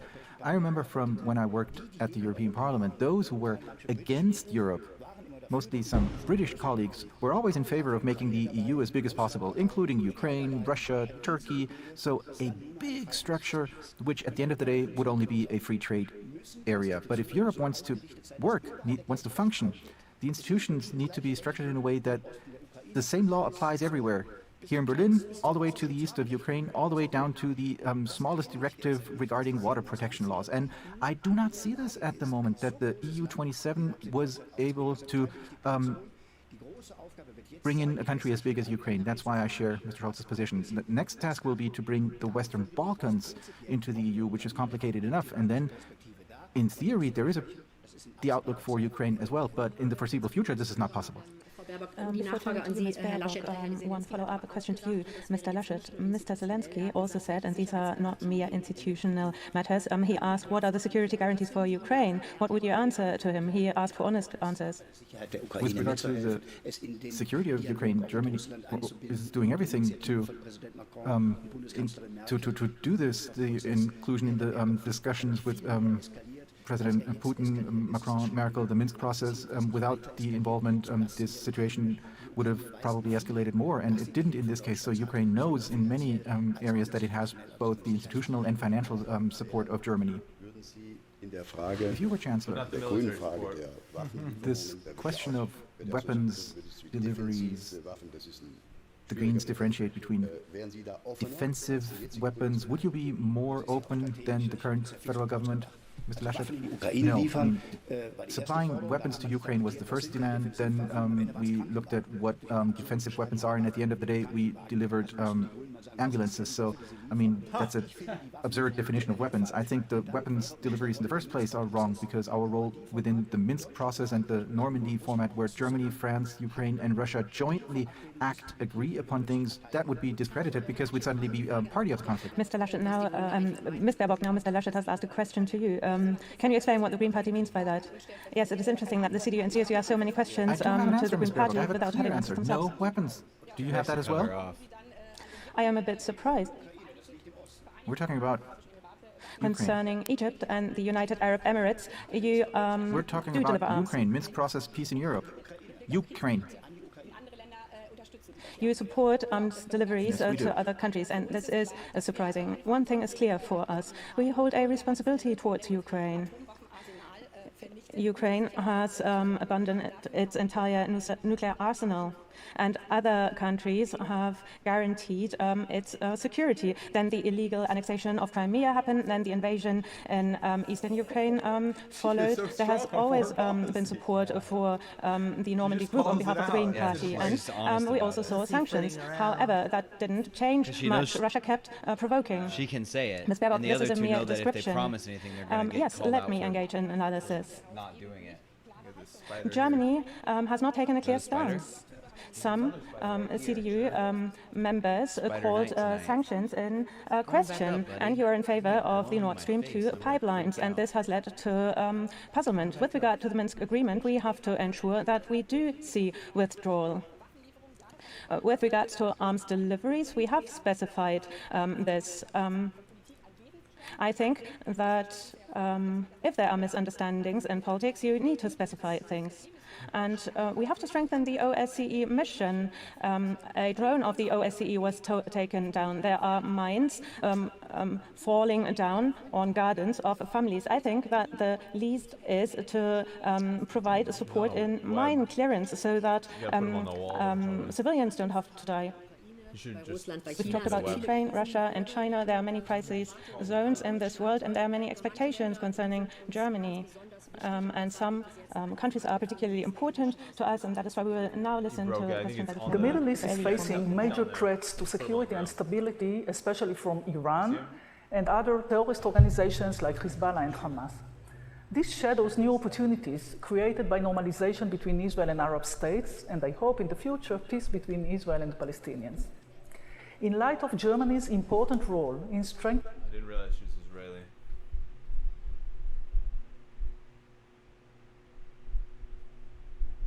You already did? Sorry, folks, spider stuff. Yeah. I have two spiders. One over my shoulder, and one was hanging in the middle of our ceiling. I'm happy to report we saved both of them.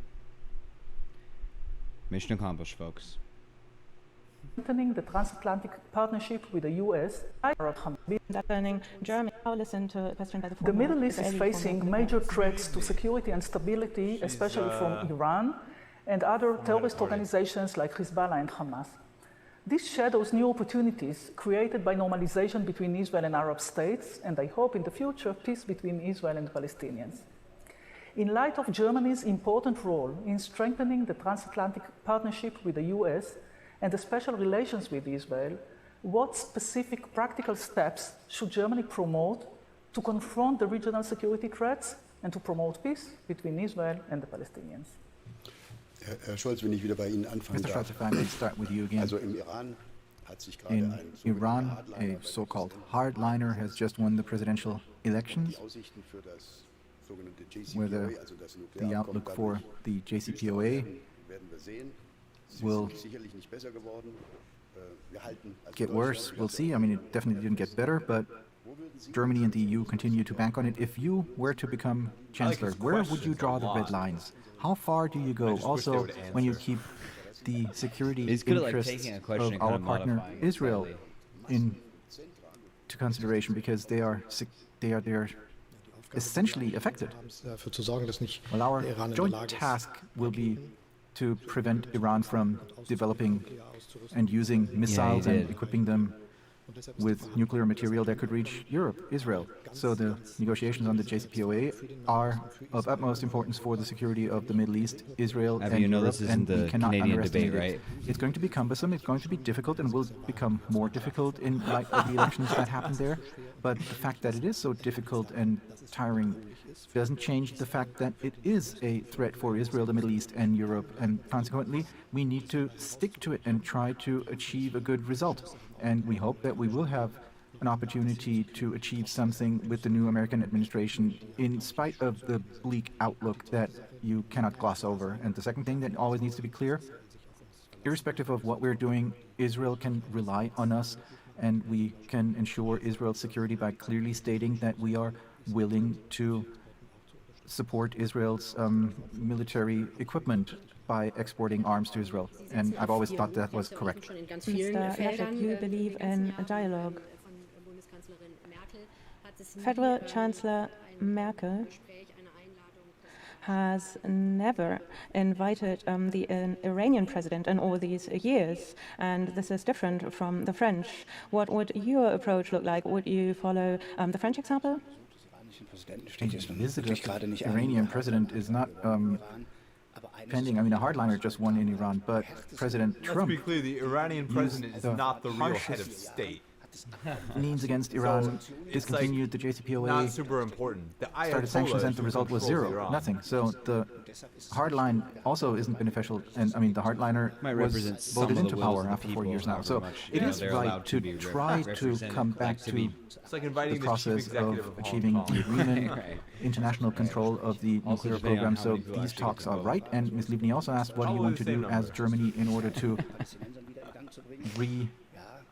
reinstate the process between Israel and the Palestinians? I mean, it would be good if the Israelis and the Palestinians themselves made a few steps to do this, to come back to the Oslo process. Germany alone will not be able to do this. We once had the quartet, European Union, Russia, United States, and United Nations. And coming back to these types of formats requires the Israeli government and the Palestinian Authority to show the will to take some steps towards development and reconciliation.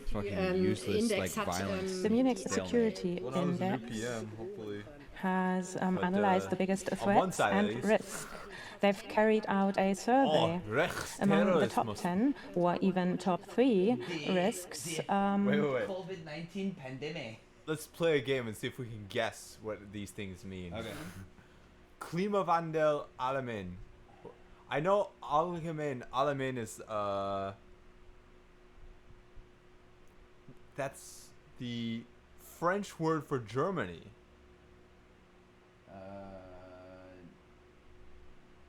But that doesn't help. Yeah, it doesn't. I have no idea. What do you think? It sounds like climate, but I would say climate change. That's my guess. Extreme Wettergenese. I think extreme wetness and Waldbrand. I think extreme weather. That's my guess. That would be tied to climate change, right? Yeah. Okay.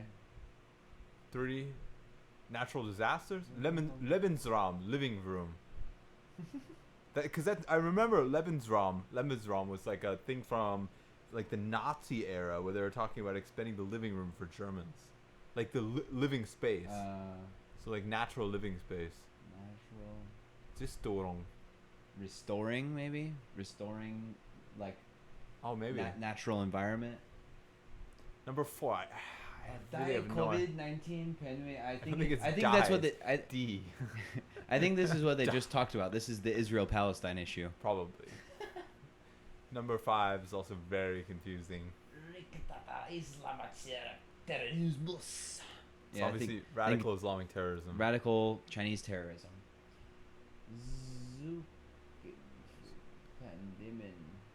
Obviously pandemics, something about different pandemics. Cybersecurity. Yeah. This one I have no idea. Ungleichheit. Wachsen Ungleichheit.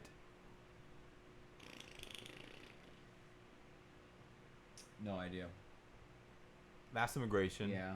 Mass migration. And Klimawandel. Well, here we have German Klimawandel. Must be like... Let's figure out what this... I'm just going to Google it. The last one I think is like state terrorism. Yeah, it makes sense. We'll see.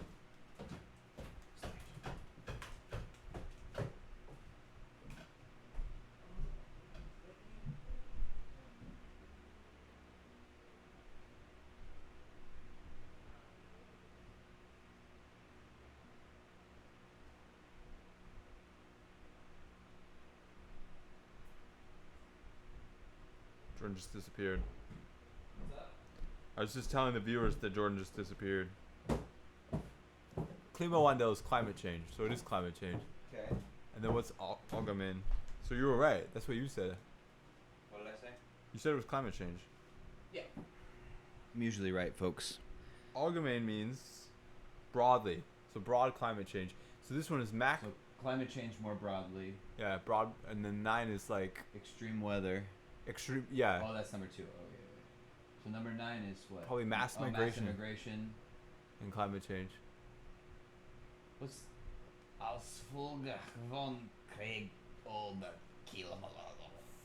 I have no idea. I wonder if they'll go through them. Maybe they'll do what they're probably going to do what they do on all these, which is after they put up the German, the DW people will put up the English, but I'm not sure. Yeah, I think that's what they'll do. I just wanted to see if we could figure these out. It was a good idea. Good game. We can figure out a lot of them. It's kind of cool. Yeah. And can be found climate change. These are answers given by Germans. So climate change on place 1, place 2, extreme weather events and forest fires, and number 3 is the Waldbrände.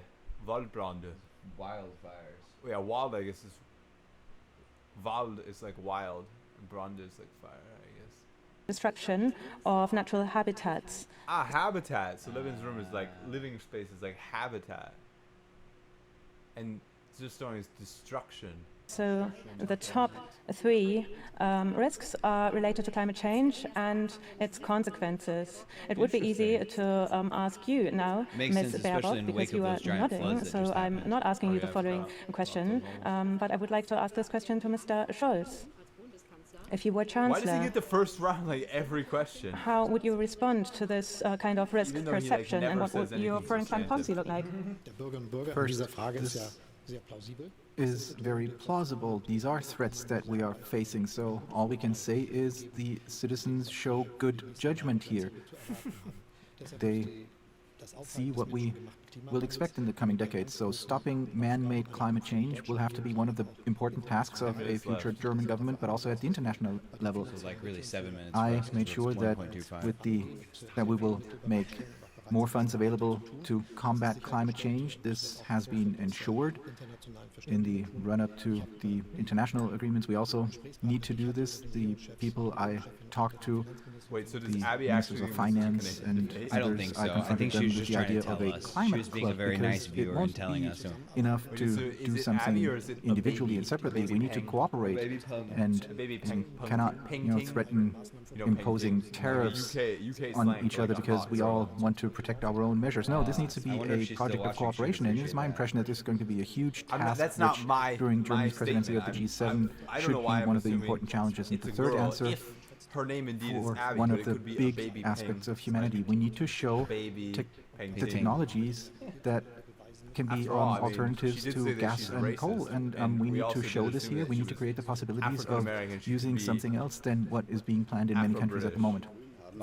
It's very Ms. possible. Baerbock, the German public knows that the Greens have defined very far-reaching climate goals. What will you do as Chancellor when you find out that not even in the European Union, not even mentioning the global arena, the big climate violators, when they don't follow suit, how will you persuade others to follow your example? Firstly, I mainstream climate policy at the federal government policy, because climate policy is not only environmental policy, it is also social policy. We're talking about jobs and Germany's economy, and climate policy is also security policy. That is why we would like to establish a Peace and Security Council for the federal government. We would like to see a climate ministry in order to tackle these questions. In 2015, I was at the climate conference. All these topics were talked about then. The EU countries like Germany, that was said back then, should make available a lot of money to contribute that everybody can engage, 190 countries. I'm also talking about small island states. It is not their fault that we are seeing a climate crisis, but they will suffer from it. So we need to think about settlements or protective measures like dams. Secondly, we also need to talk about technology transfer. We need climate partnerships with countries where we can produce hydrogen. And thirdly, Speaking of small island states, I just want to shout out an RIP. Olivia, who's been on the pod before, I think. Yes, she has. Mentioned that in Kaohsiung, in the university, there was a Narin. Do you know Nauru? It's a very small country with only 10,000 people. A country with, and they're an ally with Taiwan. And there's a Naran student in Kaohsiung, a graduate student at National Sun Yat-sen University who died under mysterious circumstances a few months ago. And I don't know what reminded me about her, but anyway, I think she was one of my old classmates. And the reason that I think that's you mentioning this. Oh, did I? A little on the like podcast? No, not on the podcast. Mentioning this to me before. I realized that there's only 10,000 people in that country, so losing even one person is like, especially like a graduate student who could really help the country advance. Yeah. Like a painful thing. Pretty big deal. Yeah, man. 10,000 people. It's so tiny. Oh, that is insane. It's kind of crazy. That's like the population of probably like what, like maybe a little bit smaller, but like Xiaoliuqiu or something. Hamashing. Yeah. Yeah, which is crazy to think of that as its own country. Like let's look it up. Sounds like, I would guess it would be less than 10,000, but my point being that's a small. It would be like a really tiny island nation. Oh, it's sad. Rest in peace. Yeah, really. See, Xiaoliuqiu has.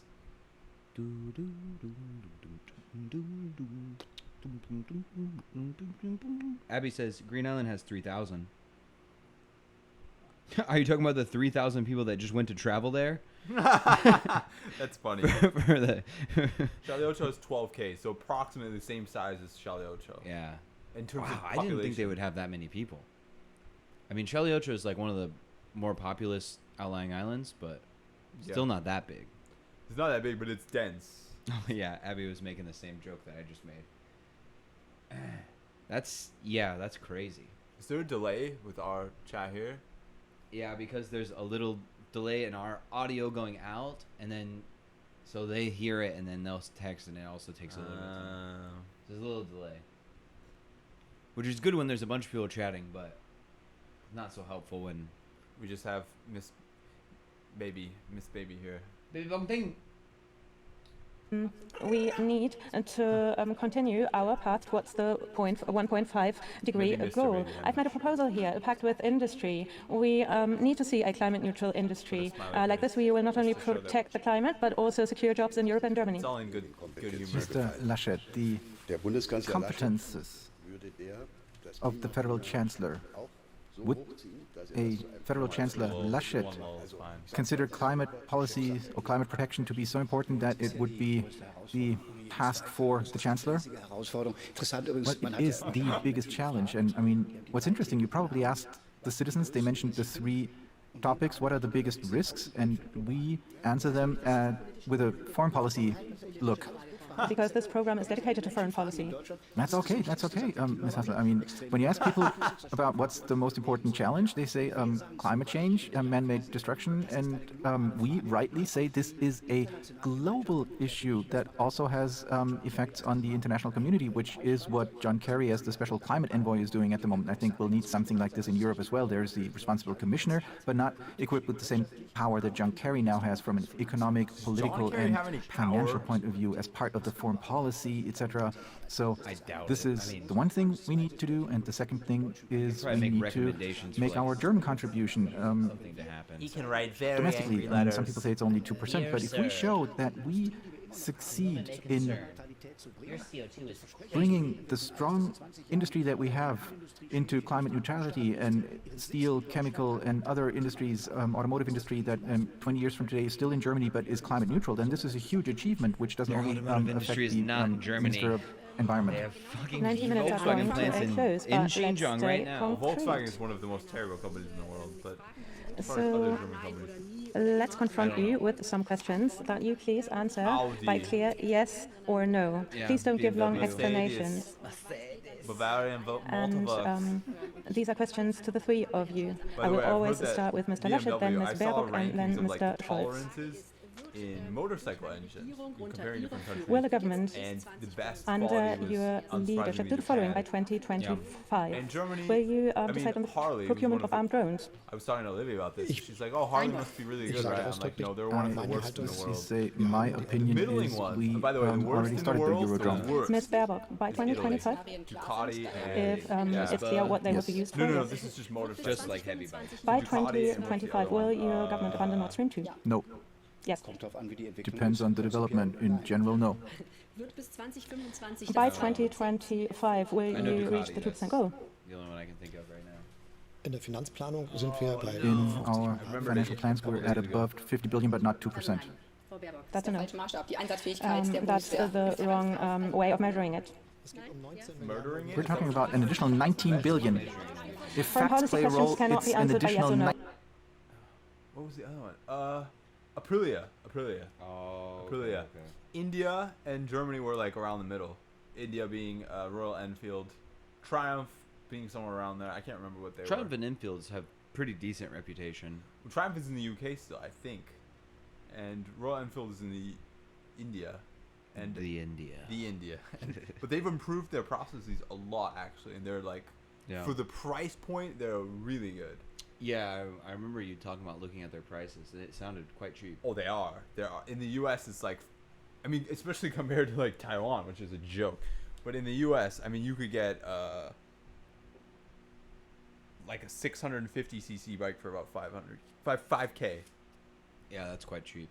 Compared to for Harley's not crazy expensive. I think for $8,500 you can get like a 900cc bike. Yeah, it depends what you get. If you get like those roadsters or sportsters that are like lower CCs, yeah, it's not too bad. Oh. Bless you, boy. Oh, that was painful. I just like threw my neck out. If you consider like 850 or 950 like a low CC, which I don't really, considering I ride something small. I ride like a 650 around most days. Just kidding. I ride my bicycle, folks, because I'm eco-friendly. That's yeah, but 0 CCs, manpower. You guys got all those CCs inside yourself, bud. Count your manpower CCs.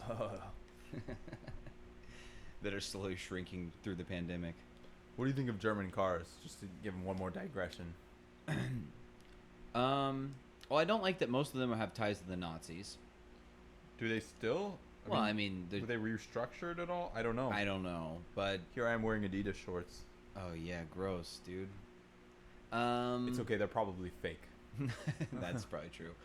I think, I don't know. Like, I've heard that like they're pretty well made. I don't know how true that is because I've also have friends that have them that need to take them to the shops often.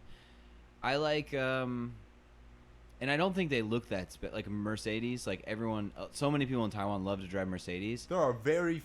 There are some models that are very good looking, but I would say that for nearly every car company, most Mercedes, I agree with you, are very standard looking. Yeah, but most car companies don't charge like millions of NT for their cars.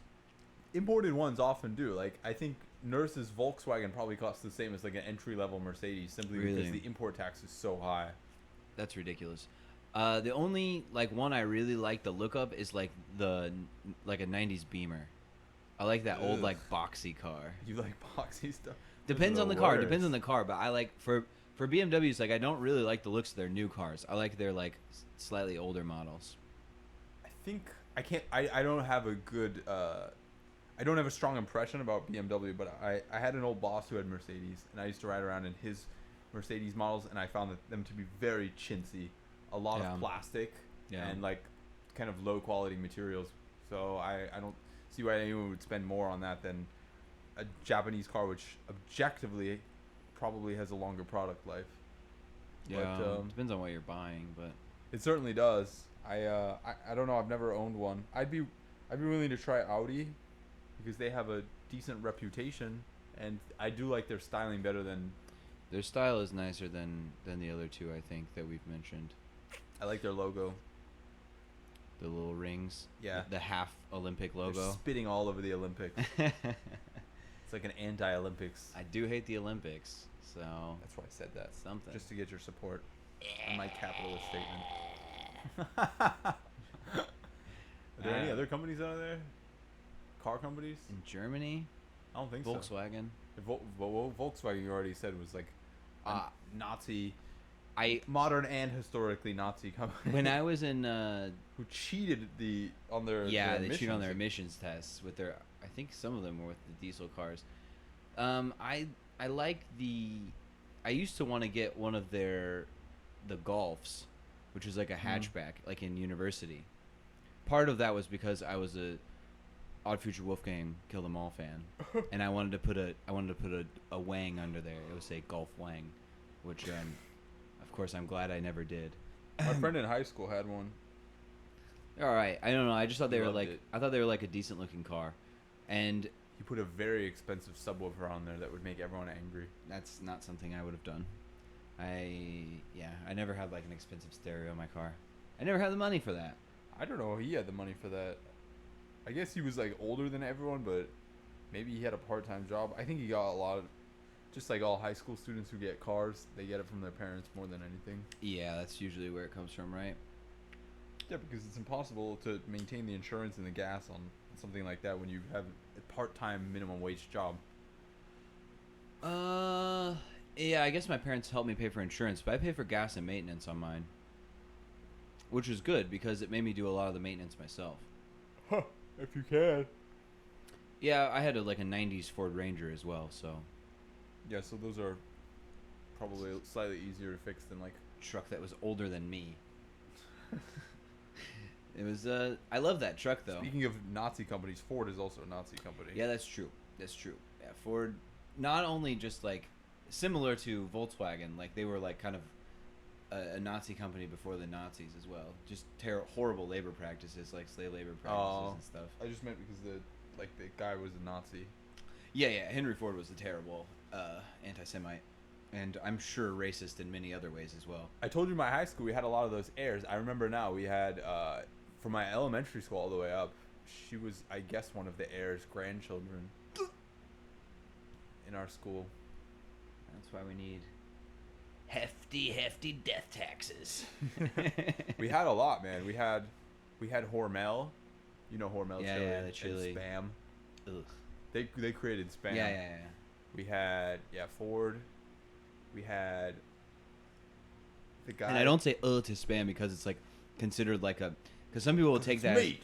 Well, some people will take that as like, oh, you're like against like. You're an elitist meat eater. Yeah, you're elitist meat. No, because it's meat. That's why I say that. Okay. Okay, let's keep going. 19 billion.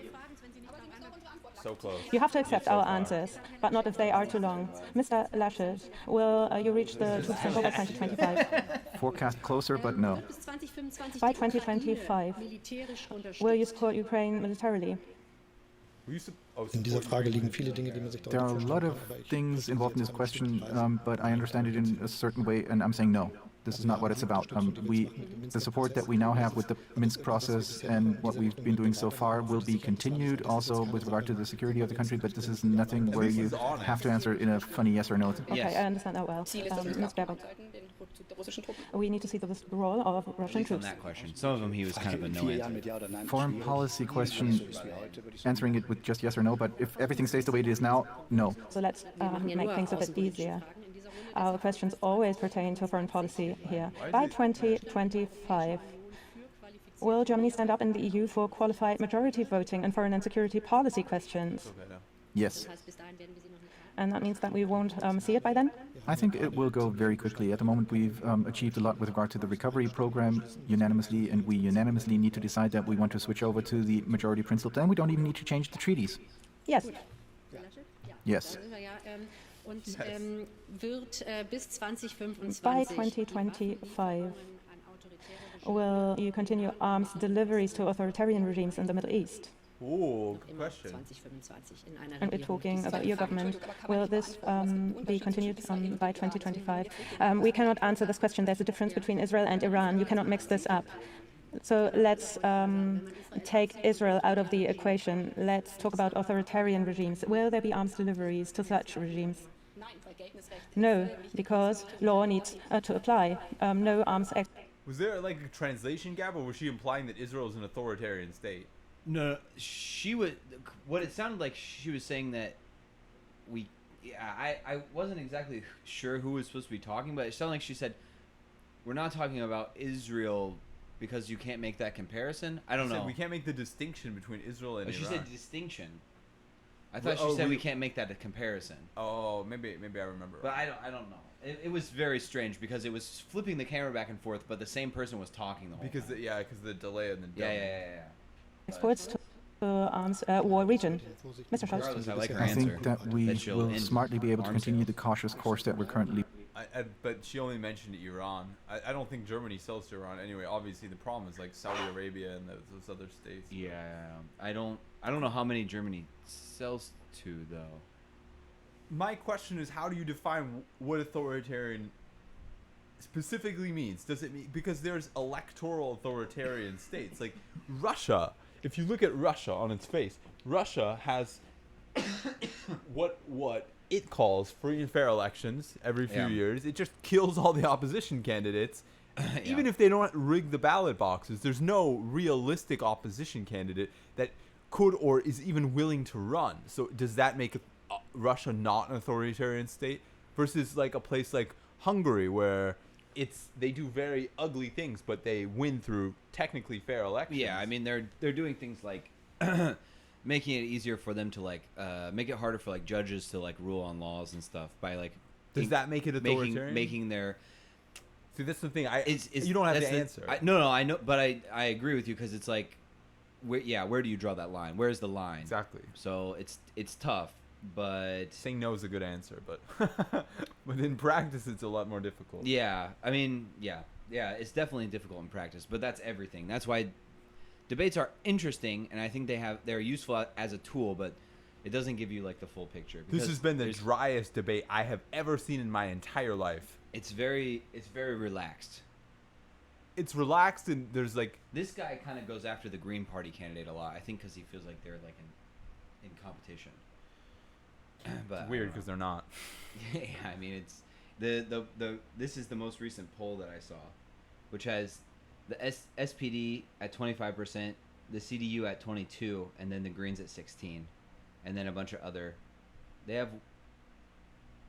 Yeah. A bunch of other candidates that aren't even on here. Let's see if I recognize any of these.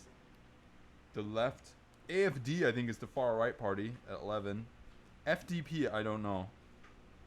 Left is obviously the left. FW, I'm not sure either. Anyway, we can check this. We can just finish this. We got like 3 minutes left. Pursuing. We should continue the current path, and we need to individually decide on the situation. This is our last question. Maybe you need to reflect on it for a while. Let's start with Mr. Laschet. What ability of the two other candidates would you like to have? Oh my goodness. That's a good question, right? Of the two or of just one of them? No, we're talking about both. If one of you is faster, please go ahead. I mean, I have some of the abilities, but what I appreciate, what I like is Mr. Scholz's healthy, good pragmatism when it comes to solving problems, and what I like about Ms. Baerbock is her idealism to want to change things in the world in a courageous way. Ms. Baerbock, what abilities of the other two candidates would you like to have? I'll join Mr. Laschet. Concerning Mr. Scholz, I very much appreciate that he is so calm, and I appreciate with Mr. Laschet that he is so resilient when it comes to headwind. Mr. Scholz, now you have time to reflect.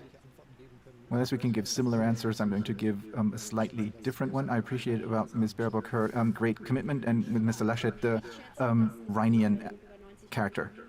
Great. I appreciate that you have been here today answering our questions. So let me express my gratitude to you for your readiness to engage in this debate and to answer difficult questions. Because that's where I think his district is. And surely you will elaborate further on them in other programs. I can only subscribe to this. I am afraid that we had a couple of issues that we would have liked to discuss with you and that we couldn't for time constraints. I would have really wanted to discuss issues like nuclear participation, armed drones, and other things with all three of you. I would have wanted to go into more detail, but I think over the course of 90 minutes we've touched many bases from the realm of foreign and security policy. They mentioned it earlier in this one too, but like only briefly. Thank you. it was the Green candidate kind of said like, we need to like really. Wait, just check this out. The debate's over, and instead of like everyone shaking hands and saying thank you, they just sit there awkwardly. They just sit there very, very awkwardly. All of them have had their legs crossed except for the Christian, what is it? Christian Democratic? This guy's the Christian Democratic. What is it? What's the other one? SDP. SDP. Social Democrat. Thank you. All right, let's take a look at the German polls.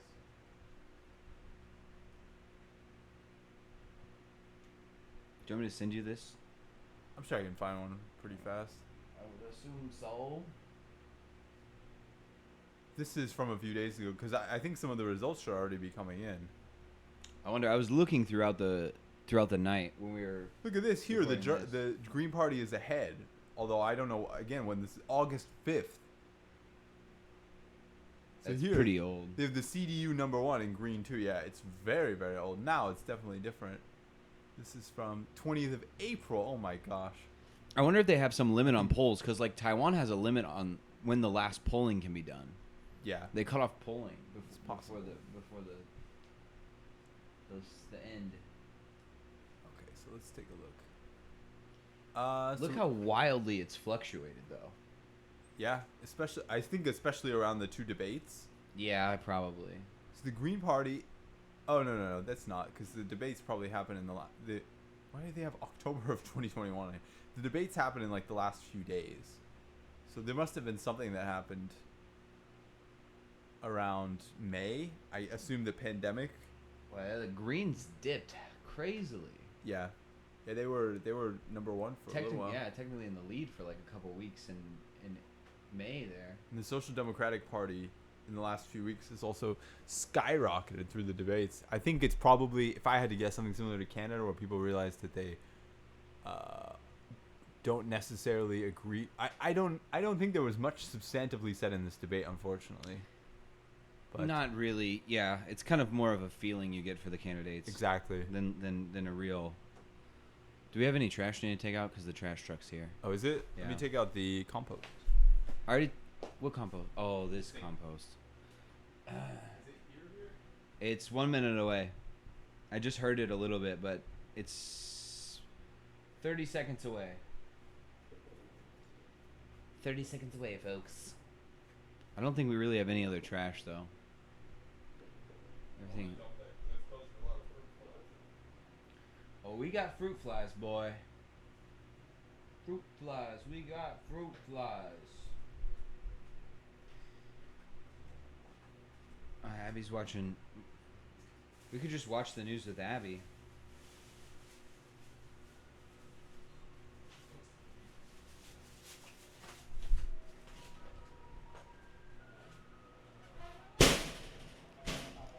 Boom. I wonder if Ari put on a mask or if he forgot to put on a mask. I didn't see. If he forgot to put on a mask, he's going to get yelled at by the trash truck lady. But I have to think he remembered to put one on. We'll see when he comes back. You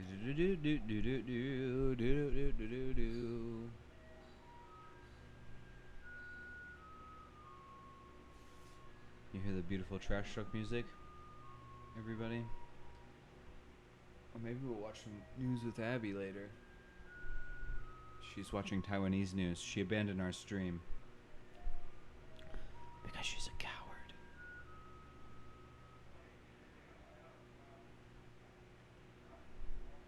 Oh, this. I'm kind of surprised at the fluctuation in these three parties. It's a lot of up and down. But I also wonder what it'll be like when the actual election results start rolling in. Let's see if there's any. I'll double check it again.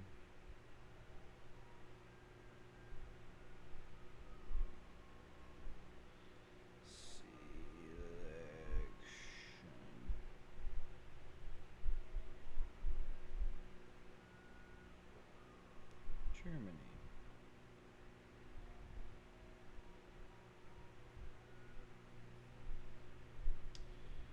Sure doesn't look like it, y'all. Still waiting.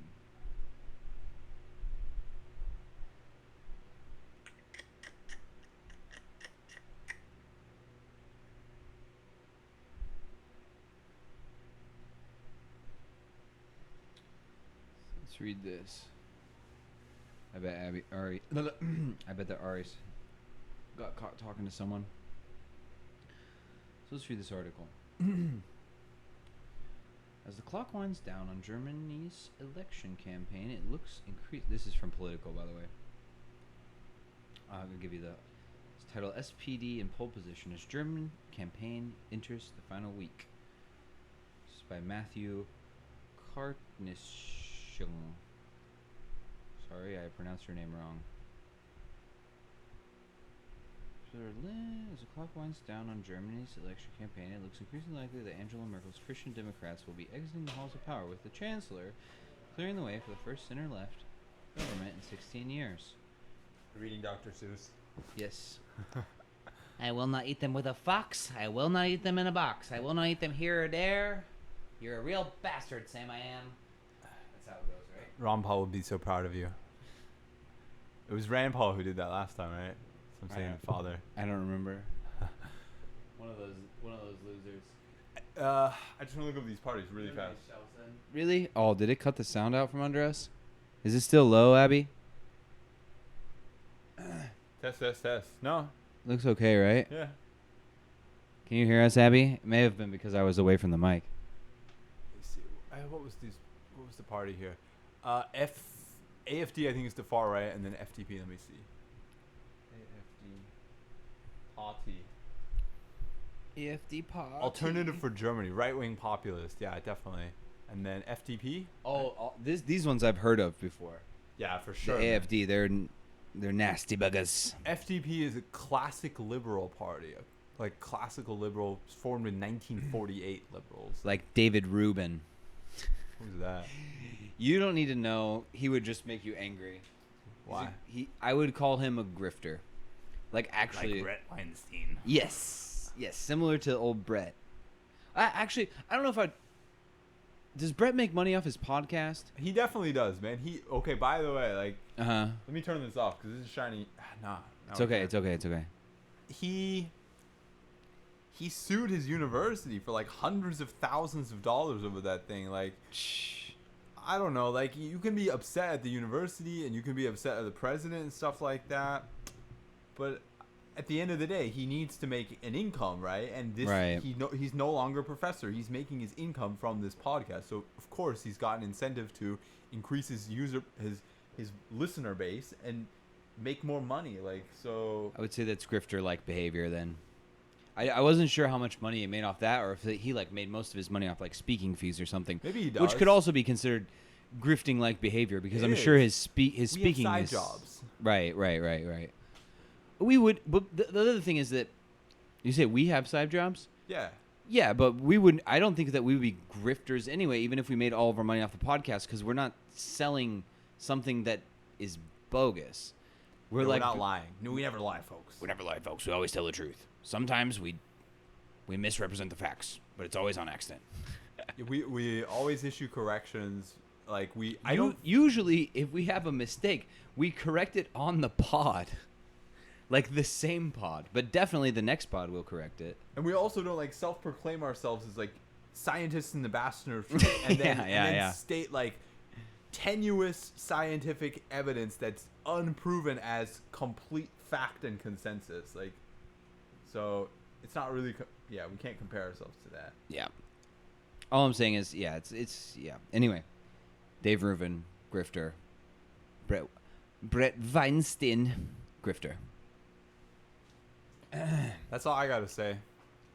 Now that I know these parties, Die Linke means left, I think, and Grün I think is green. Grün. Yeah. That was. You want to watch the next one? No. Yeah, I don't really either. We're just being real, folks. Yeah, we're just telling you the truth. That was interesting. I'm glad we watched that one, but I don't know if I can do another hour and a half of these Germans. Boring Germans. If there was another, like, I'd be willing to watch the French one if like the election hadn't already happened. Yeah, the election's over though. It's over, folks. We need to do that code pink. Okay. We'll think of a time to do that. 3 weeks from now. I don't think we should wait that long, but we'll see. We'll next time you have a surprise day off. I mean, 3 weeks from now. I have a normal 10 day. day. I can do it on any weekend, my friend, or actually, I could do it tomorrow. I mean, I gotta work tomorrow. I gotta go into work tomorrow. Thursday. Wednesday. I know, but Wednesday night. I mean, I'm gonna get home at like 11:30. Gross. All right. Well, maybe we'll do it on the weekend then. We'll see. In any case, you guys, if you follow us on social media, I'll definitely tweet out before we go live, talking when we go to watch that. And we can't wait too long because it's in the news, y'all. And by that I mean people are yelling about it on Twitter. We love you guys. Go follow all our social medias. If you got money that you can donate to us and you would like to support some independent boys, there's no need anymore. Patreon.com/FreeChinaPost. You can also go click on our ads on the website, but definitely go read the stuff on the website. But yeah, we love you guys. We'll talk to you soon. FCP.